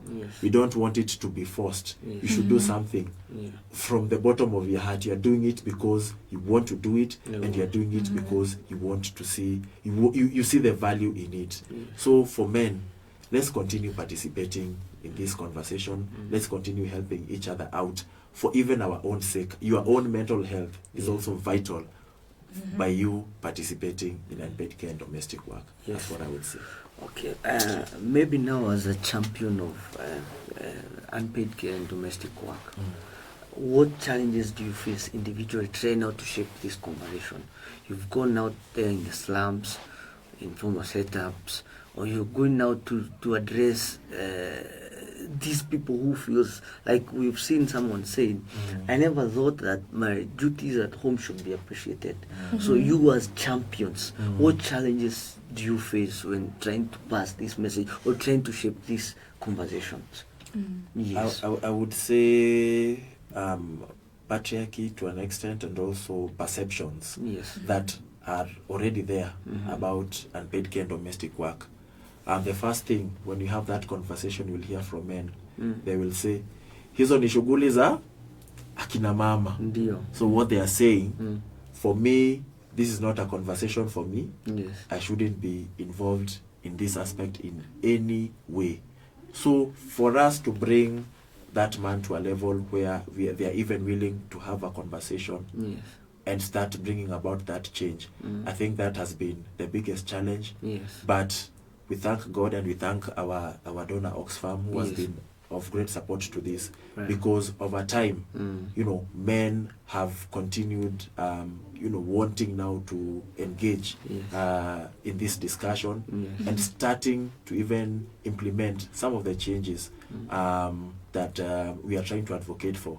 And I wish we had some of them here. They can tell you the positive impact that it has had in terms of how their relationships are now better, in terms of how they are able to relate with their children better. So I would say, in a nutshell, perception has been one of our biggest challenges. Also, because we also do a lot of couple sessions, we realized communication is also a big challenge within married couples.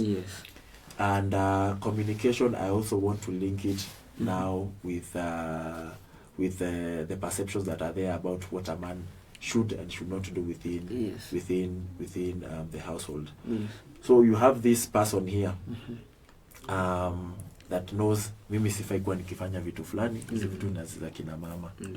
And you have him, they've been brought together by God, God's design, right?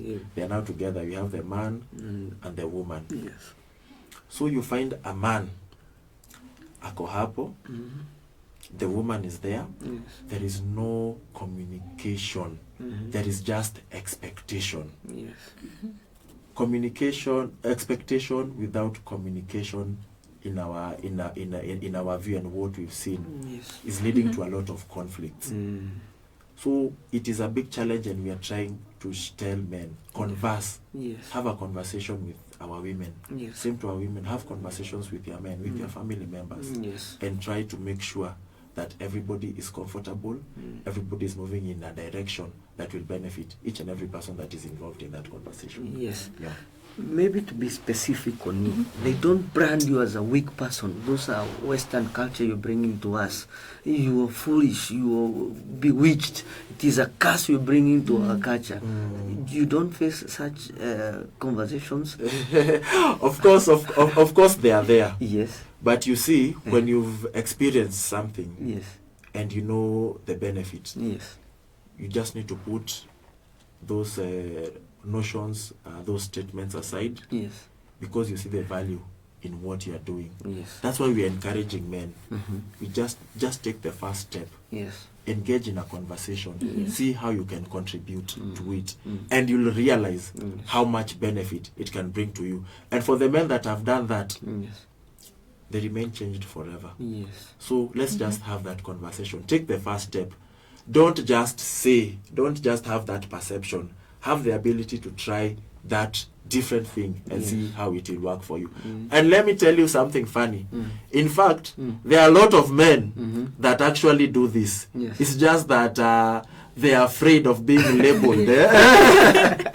Like you've said, I am weak, what. Yeah. But they actually do them at home. Yes. Yeah? So this is just as a result of conditioning, Yes. of society, Yes. of men, how a man you are supposed to be. But in reality, Yeah. we actually do these things.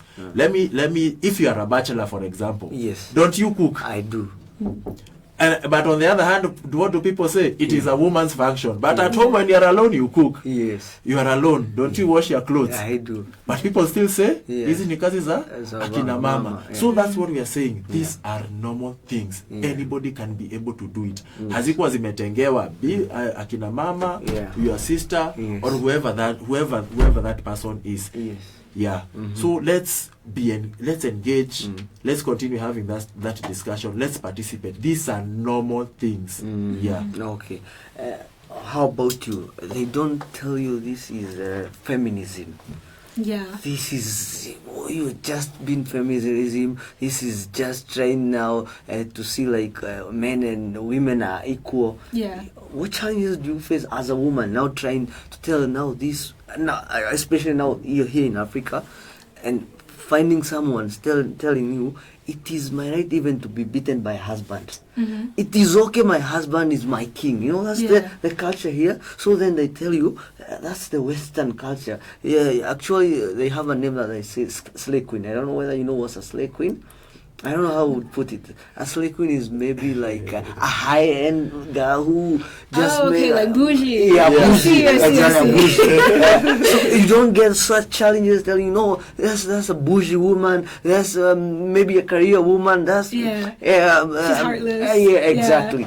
What challenges do you face? I think I feel like I get a tiny bit of that. I feel like for the sessions we've gotten, I think all the participants have been honestly really open. But I do think that when you begin to explain it, you do get that reaction. And I think part of it is sometimes it does help to explain that I am from America, but also like my family is from the Caribbean. Like that, these are like when I talk about unpaid care and domestic work, I'm talking about it from like a family point of view, where I have people in my family who's also like my husband is my king. So I think that for me at least, when I get that reaction, it's not too shocking for me.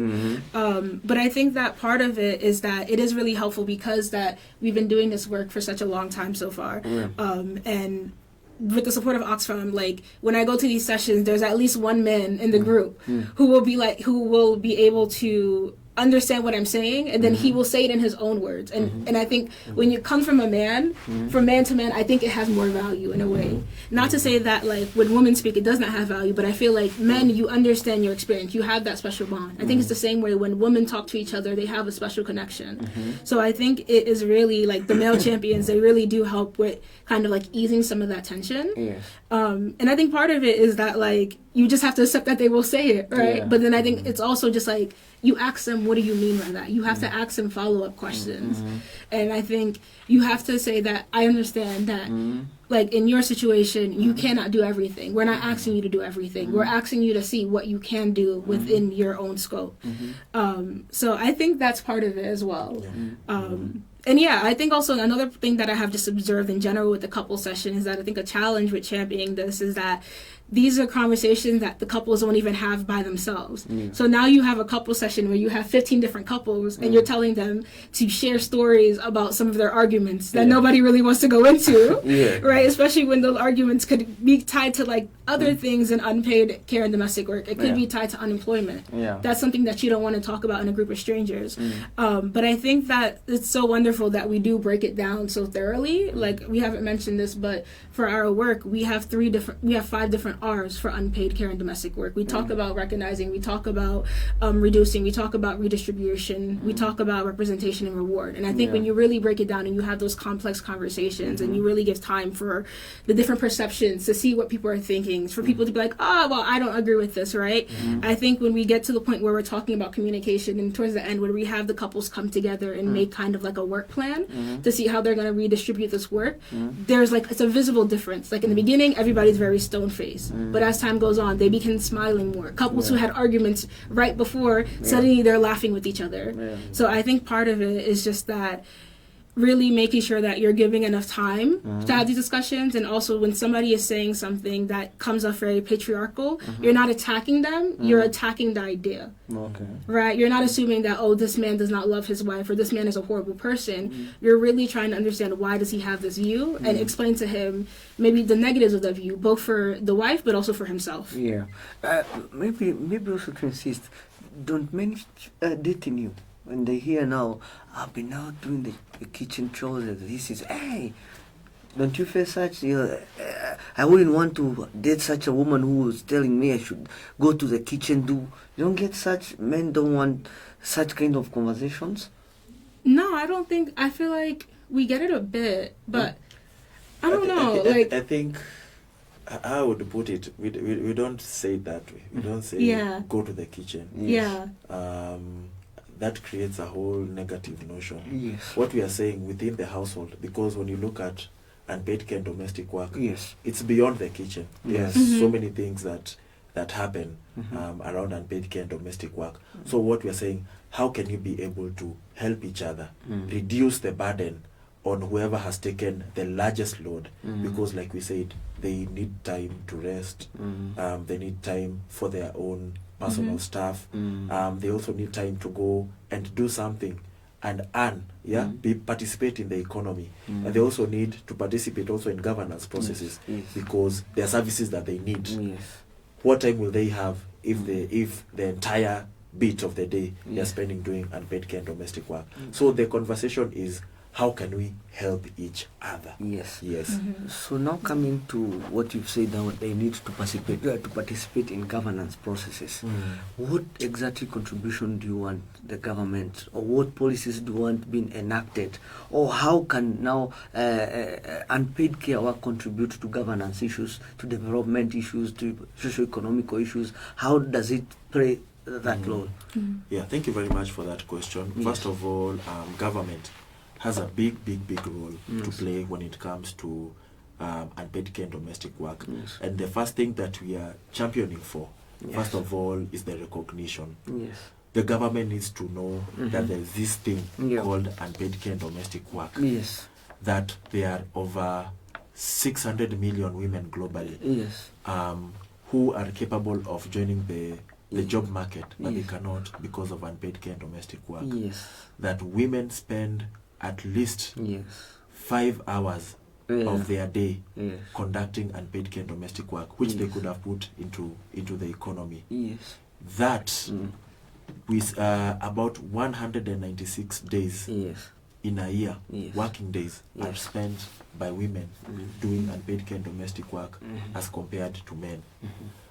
By doing so, by looking at those statistics, government can be able to put in certain investments that can help reduce the amount of time and effort that goes into unpaid care and domestic work. Yes. Also, in terms of policy, Yes. government can be able to support, because it's the main role. Yes. National government and county government. Yes. The main role of government is policy development. Yes. And for you to be able to support unpaid care and domestic workers, you need to have policies in place. Yes. So far, I would say the conversation is ongoing, Yes. because it's fairly a new concept to many people when we talk about unpaid care and domestic work.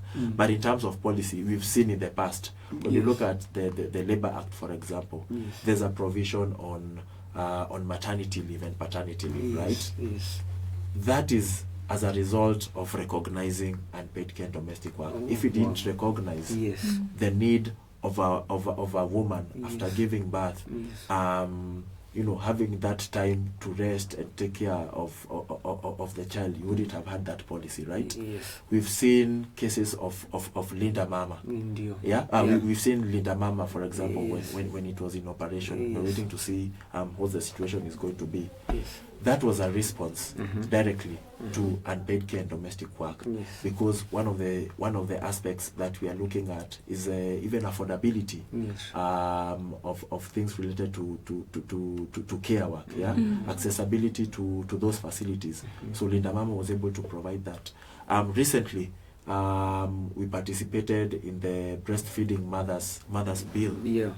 A big component Yes. on unpaid care and domestic work is the aspect of taking care of our children. Yes. So how can we have a situation where if it's in the office, you Yes. can be able to go there, go with your child, you have a lactation room, you can be able to breastfeed that child. Yeah. It's good for your mental health and also for the health of the baby. Yeah. Even if it's our police stations, how can we have, for example, Yeah.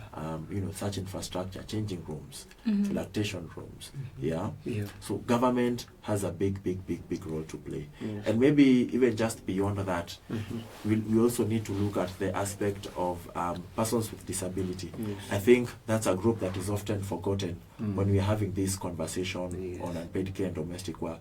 Recently, we participated in the persons with disability policy. Yes. And you look at, there are certain people with certain disabilities that require them to have a caregiver 24/7. Yes. What is the situation of this person? When does this person get to rest? Where does this person get economic support? Yes. So we are trying to look at how can government play a role in that? Yes. Yeah? Yeah. How can they provide that economic support? How can they provide that infrastructure, even if it means maybe having a center where maybe they can be able to take that person? That would be really appreciated. Yes. If you right now in Kiambu County, Yeah. we were able to support them, I think back in 2020, Yes. to establish a daycare center in Ruiru Market. Yes. Unfortunately, it is not operational, Yes. but we can see there was that proactive step with the county government in terms of them wanting to listen to us and them wanting to take the step in terms of providing a solution. So government has a big role. Also in terms of awareness creation. Yes. It needs to know. Government needs to make people aware Yeah. that there is this something called domestic work. Yes. These are the benefits that it brings about, Yes. what role they can play, as well as also help them inform their role in terms of policy, also in terms of planning. Yes. Because we were talking about like the issue of care infrastructure. Yes. It comes with planning. It comes with participating in the budget making process. Yes. It comes with budget allocation and so on and so forth. Yes. So government, in a nutshell, has a big role to play when it comes to that conversation. Yes. Yeah. Now in the current Kenyan situation, now we have the emerging generation that's called Gen Z. Maybe they don't have an issue. I believe maybe you are a Gen Z. I am. Yeah. maybe us, we don't have an issue with helping and appreciating the unpaid care. So what contribution, or how now do we engage, or how do they support us elevating these untold stories to other people and sharing to maybe other Gen Zs in rural areas? What part now, what contribution can they play in advancing this conversation of unpaid care? Yeah. Yeah. I would say with Gen Z, like you mentioned, there is like gradually in Gen Z that there is more people from both sexes who is doing the unpaid care and domestic work. You even mentioned yourself that as a bachelor, you do the cooking, you do your laundry and all that. I think as Gen Z, I think the biggest way that we can play a role is in public participation. I think that, like Lauren said, like advocating for these care infrastructure and services is really great. And I think as Gen Z, since Gen Z is already so active in the government, they're getting more involved in public participation. They're going through these bills and they're identifying these issues. I think that Gen Z, that eventually we will be the adults, right? Exactly, we will be having these families, we will be having these children. So I think the fact that Gen Z are already getting more comfortable with the idea that there's no such thing as like men's work or women's work inside the household is great. But I think that we have to make sure that we are holding our government accountable to make sure that we are able to support each other, right? Making sure that these services are more accommodating for everybody. And I think that part of that is advocating for, like, improved roads. That Gen Z, as like the women are stepping into the economy, they also will benefit from the roads. The men will also benefit because now it's easier for you to go to work back and forth. And I think that from the government perspective, if they are investing in unpaid care and domestic work and integrating that towards policy, and you're seeing changes in the road situation, you're seeing changes in like water and sanitation, right? I think that would give Gen Z a lot of hope to be more permanent members in society, right? I would say in the U.S., like for us, for the American Gen Z, it's a big struggle to even think about settling down because we know how difficult it is for the to get care services from the government, right? Even with like PWDs in the U.S., they do need somebody to constantly care for them. Or even the PWDs who don't need somebody to constantly care for them, if they want government aid, they cannot get a job themselves. So they have to live on like an allowance, even though that they are an adult and they have other needs, and that allowance does not cover everything. So I think that as Gen Z, if the government wants us to be more active, if the government wants us to really settle down and like have families and contribute to the economy long term and make sure that our society continues on for many years to come, you have to provide care services and infrastructure for Gen Z. You have to make sure that they know that they will be supported when they do decide to embark on that step to have family. Oh, that's nice. I have a specific question for you.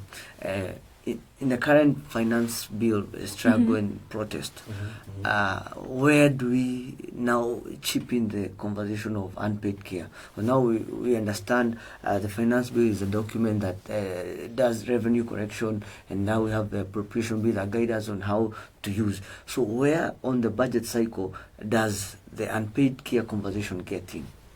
Yes. Thank you very much for that question. Actually, we like participating in every aspect of the budget cycle, but maybe just to be specific on the finance bill, just for context purposes, the finance bill is there for purposes of raising revenue, right? And when you look at the finance bill that was there this year for the 2024 finance bill, there were so many components that were touching on unpaid care and domestic work. If you look at the kind of people that are involved in unpaid care and domestic work, most of the time these are vulnerable people.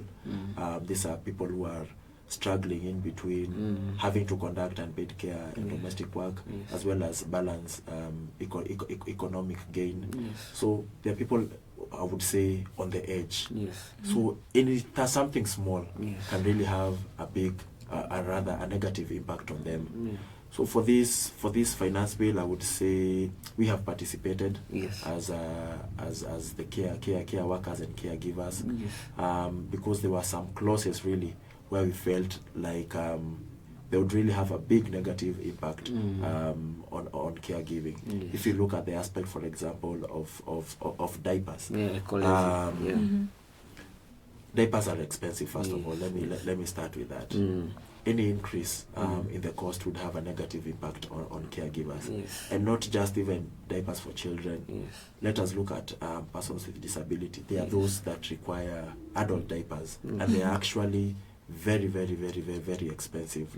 So these people are already vulnerable, and you want to make the situation even worse. We felt like, you know what, our voice must be in that conversation. Look at the issue of duty on vegetable oil. It was set to increase by about 25%. That is a very, very, very steep increase. And you know, for vegetable oil, this is something that every normal household uses in their cooking. That would have had a very negative impact on unpaid care and domestic workers. So I would say we've been alive in that conversation, in the budget making processes, because we want to make sure most of the time these unpaid care and domestic workers, they never get a chance to represent their issues because they are preoccupied doing these tasks. So we said it's very important for us to make sure that we are putting our voices in that conversation, and we want to encourage every person that is undertaking unpaid care and domestic work. When there's a call out for public participation, anything to do with governance that can affect you, please take that opportunity and participate. Make sure that you are the change that you want to see. Yeah, that's what I would say. That's great contribution you're doing. And maybe, sorry, just to take you back on the role of Gen Z, the question that you had asked her, and I'm really encouraged by the young people of this country for taking, you know, that bold step. There's been a call for change in our country for a long time, but the question has been how. How are we going to go about the whole process, right? And the young people have shown us the way when it comes to peaceful protest, when it comes to issuing demands and what we want to see change in this country. In the same way, when it comes to unpaid care and domestic work, we still have a role to play, and it's just the typical things that we've been doing. Still, when it comes to, you know, the actions that we've taken, we have so many social media platforms. We can continue to create awareness on unpaid care and domestic work, the economic value that it brings to our society, and also the negative impact and how we can help reduce the same. Young people, we are very creative. Gen Z, I know what you can bring on the table.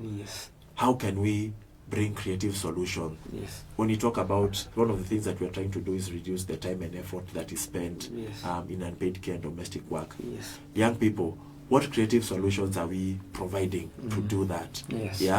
Kama ni kuosha nguo, for example. We know there's the washing machine, but most people can't afford. Can young people come up with a technology that can help reduce the time and effort in that? What? Let us take cooking, for example.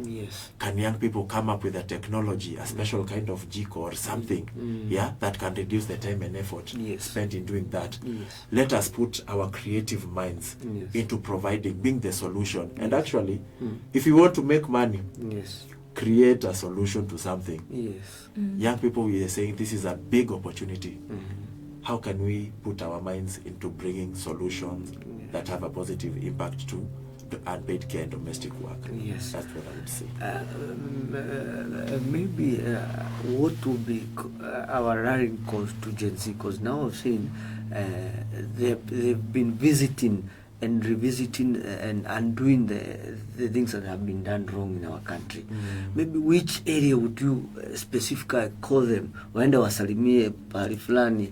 Kusalimia is a word used to go and revisit and recorrect. You've seen now, if we had an issue with the Ministry of Health, they had to go and visit and camp there, and there were some changes. They had to protest, and the finance bill was brought down.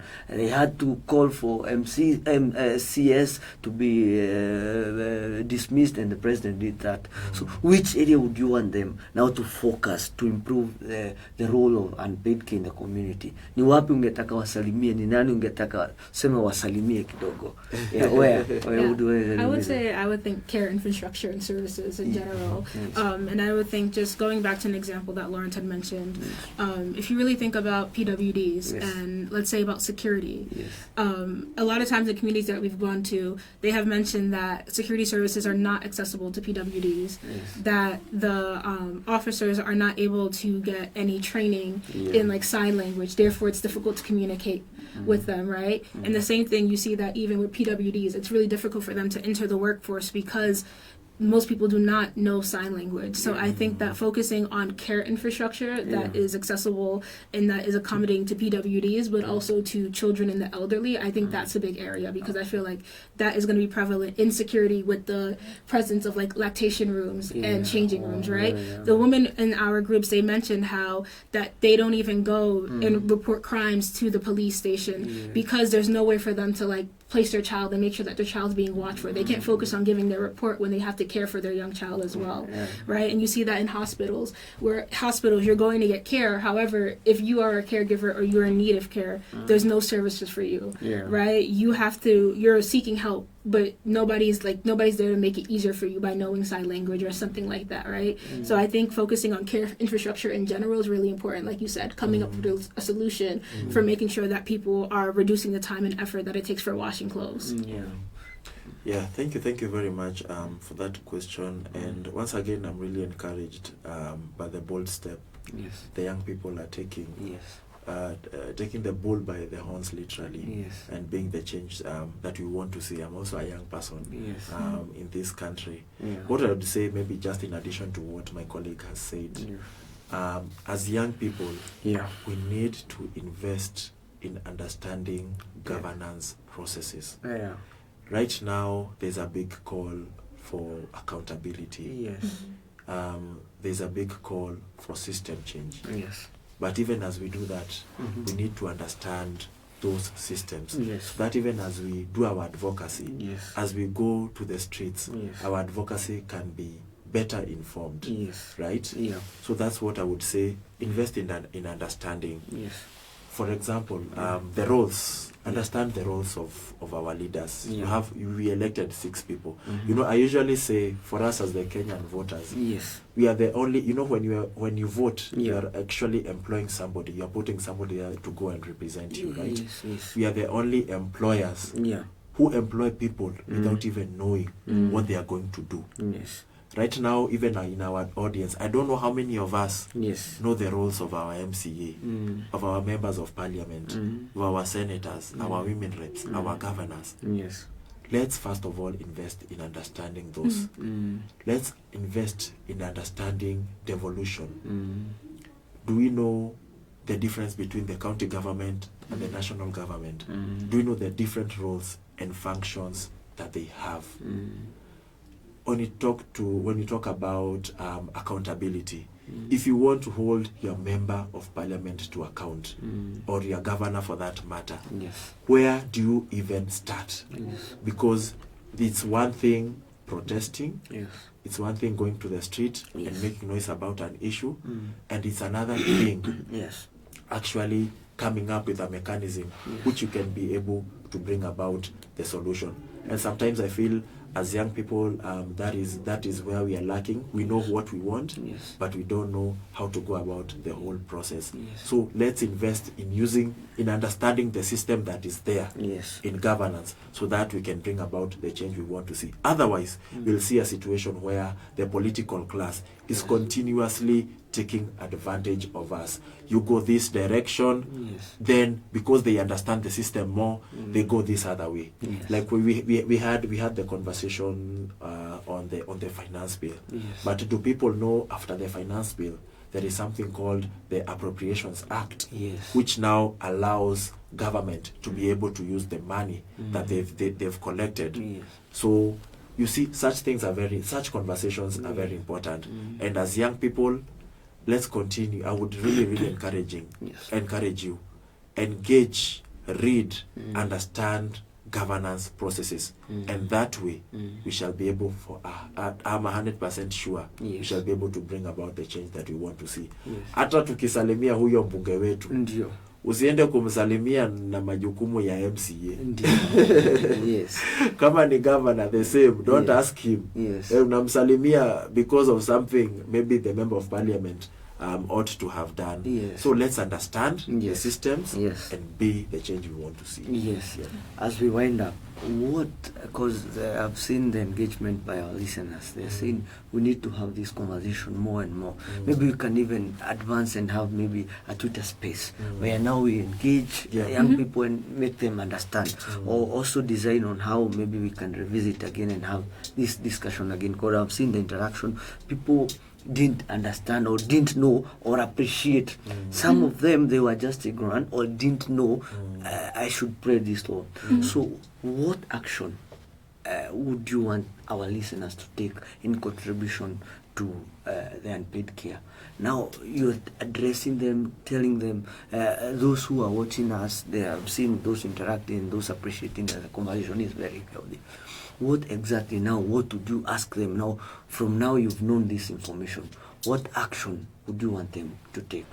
Yes. I would say, I think the first action you could take that's like more at an individual, at a like household level, is that recognizing the caregiver in your family who's doing most of the work, whether that be your parent, whether that be your spouse, and really, when you go home today, ask them, what did you do today, right? And if they're like, oh, you know, I just did the usual, ask them, what exactly did they do? Like, and when you ask them and they tell you, oh, I did the clothes, I did the cooking, I got water, say thank you so much. Like, really appreciate that. And ask, is there something that I can do for you, or can I help you out with something today, right? And I think also, going to what Lauren said, now what you could do politically, I think that in addition to learning more about devaluation, do you know your finance bill at your county? And I know a lot of the youth here, they come from outside of Nairobi, but they live and they work here. But do you know what's happening back home with your family and their political situation? Do you know what's happening with the bills over there? And I would say start reading up on what's happening at the county level as well, because I think when you learn about what policies they're recommending at the county level, that's also a good way that therefore you can start learning about who's in charge of these policies and really how's that going to be impacting your family. And if your family is not looking into it, I think that even if you are based in Nairobi, you can look into that policy and start that discussion with your family and saying, hey, have you heard what's happening right now in our area? Yeah, thank you very much, Kyla. To the young people, first of all, I would like to appreciate your contribution towards this conversation on unpaid care and domestic work. I know every young people have participated in one way or the other in an unpaid care or domestic task. Like we said earlier, this is something with us, it is part of us. And even for us, I know young people are eager to earn and participate in the economy. But for us to be able to do that, we need to have already resolved issues to do with unpaid care and domestic work. So my rallying call for the young people, first of all, we need to recognize unpaid care and domestic work as work, not as just normal things that happen within the household. And with that, we think we'll start to value and appreciate more the contribution of unpaid care in our lives and also the society at large. The second thing I would like to ask the young people is the aspect of reduction. How can we participate? How can we help in terms of reducing the amount of time and effort that is spent in unpaid care and domestic work? So reduction can even mean helping out within the household. Your brother, your sister, the person who is overburdened with unpaid care and domestic work. How can we be able to relieve that burden from them? How can we be able to assist them? The third thing I would say is redistribution. There are people who are overburdened within the household and also in society with unpaid care and domestic work. How can we redistribute? Tugawanyane hizi kazi kidogo. You take up certain things, I take up certain things, and a certain other person takes up certain things. that way we are equally assisting each other, as well as equally giving each other an opportunity to participate in the economy. We all need money. Ama hatuhitaji pesa. Tunahitaji pesa. Yeah, we need money. money. So how can we help each other in that particular aspect? The fourth thing I would say is representation. Right now, youth are very active in the governance space, in the protest. But for us to bring about the change that we want to see, it goes beyond the process. We say governance is a process in itself. It's not an event, it's not an activity. So how can we go for public participation to represent the issues of young people as well as of unpaid care and domestic workers? Because we talked of like care infrastructure. Care infrastructure has a positive impact on everybody, regardless of who you are, because it's things like water, it's things like hospitals, it's things like roads, it's things like markets, like daycare centers. These are things that will benefit everybody. So how can we make sure, how can we put in our conversation, how can we participate in the budget making processes to make sure that those needs and expectations of the people are met? And finally, I would ask the young people to reward and to appreciate unpaid care and domestic work. And we think by doing that, we shall have a more healthier society, we shall have a more cohesive society, we shall have a society where we are able to respect each other and value the contribution of each one of us to the overall wellness of society. So thank you very much. I also want to appreciate your time and the kind of civic education you've done. It has been a healthy discussion, and actually we've seen our viewers appreciating that it was really a very educative session. So I want to appreciate your time for coming and educating us, and we would want to engage more on these activities. Maybe there's someone who you want to say hi to as we wind up. You can say hi to someone, and maybe you can give thanks to one of the sponsors who sponsors the program. So it's a time you can say hi to anyone. Your followers. I know Gen Zs have they measure their strength by the number of followers they have. So maybe you have the kind of followers you want to address to.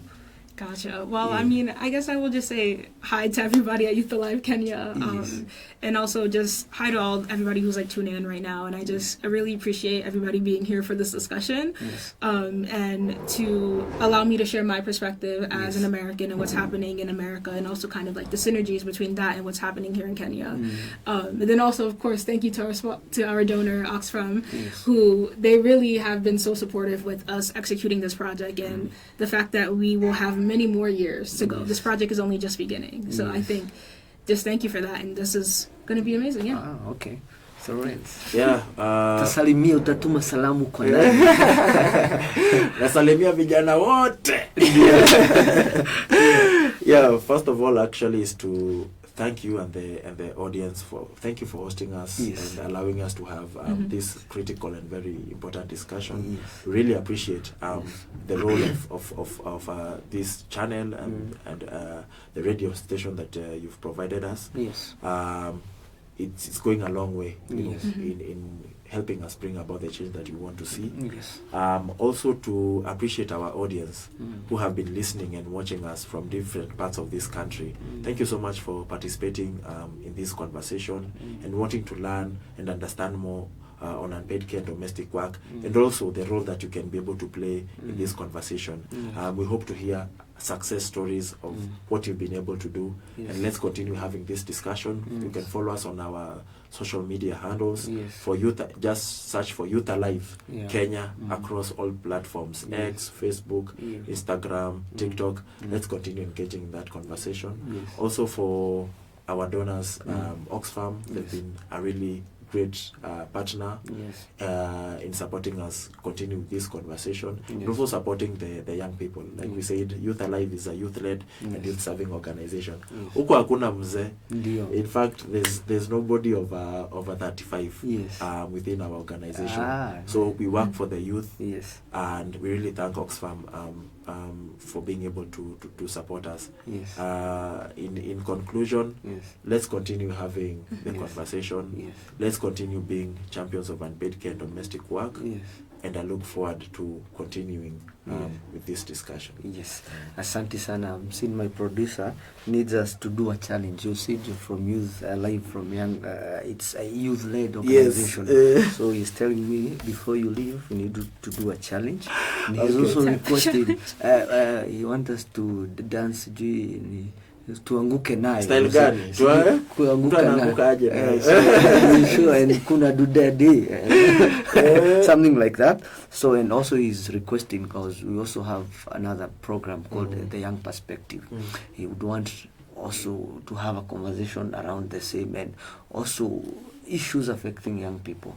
We had you saying that Youth Alive also fight for human rights issues. Maybe you can have a simple conversation around that after we've done the challenge where we're going to post on TikTok. And also, I know our producer will guide us on the next stage. So let us appreciate. We have our viewers there. We have Jacinta Jerry. Hey Ruaka one. Englishin is always. Ameandika na Kikuyu hapo. We have someone called Kinyanjui Nyokabi saying Reverend Kinyanjui following.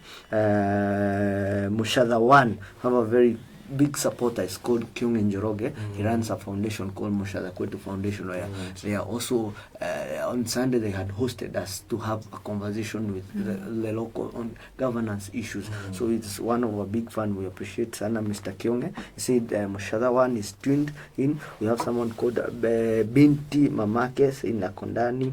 Shiro Brown, thank you for being there. We have Dennis Mogo. We have Wise King Loaded. We have Daniel Njogu, and many others who are watching and want to say would also contribute in having this conversation as our community radio and advancing and trying to engage our people there to understand more. I'm sure it will be repeated sometime in the course of maybe next week. We'll have the show run again. We'll have it uploaded on our YouTube and reach as many people as we can. So our time is up. So I want to say thank you to all our supporters, to Youth Alive, for having you guys in Oxfam, for having this contribution, a conversation. Also our sponsors who are making that the show is coming every morning. Wema Limited have been our biggest supporter, making that we're having this conversation every morning. Tovu Sako for also supporting us and supporting business of young people and young mothers. I know they are also contributing in economical activity. They are also contributing to us having this conversation. So I want to appreciate our sponsors, our fans, and our viewers. And Ajua producer ametuwekea something to play, and we say kwaheri, bye bye. Yeah, okay. Asante producer.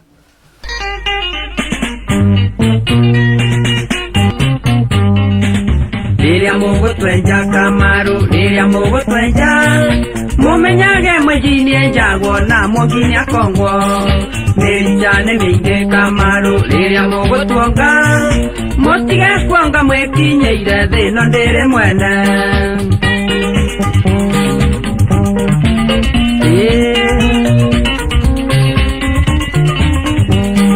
Renge chimuraria Kamaru, nigwe tutwereire twana kunywa muno ni ngari tugetha igurura. Ngoi maici muraria Kamaru, no ithuĩ tutwereire ngengaria na chonge mĩao-inĩ twanahũrwo nĩ ime. Na nĩguo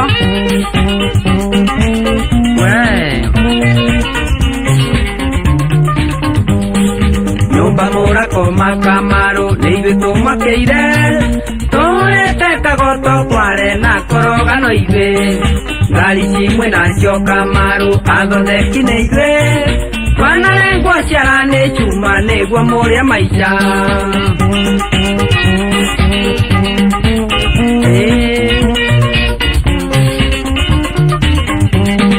Njohi ĩno mũranyua Kamaru, nĩ ithuĩ tũrĩmĩire tũhũrĩte iya nyũngano-inĩ ciana irio mĩgongo. Kahũa mũranyua Kamaru, tũkaramatĩte ciana imonyoretwo mĩgongo magĩcaria bibi ĩna mbura.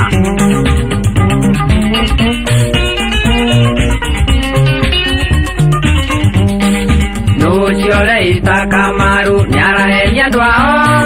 gotire ndiangeinia thombe tutatuete cira mwaigua ngeina ruru Kamaru nindwiritie ngona kiugo kia baita riri ringi ninyita tuthinje eni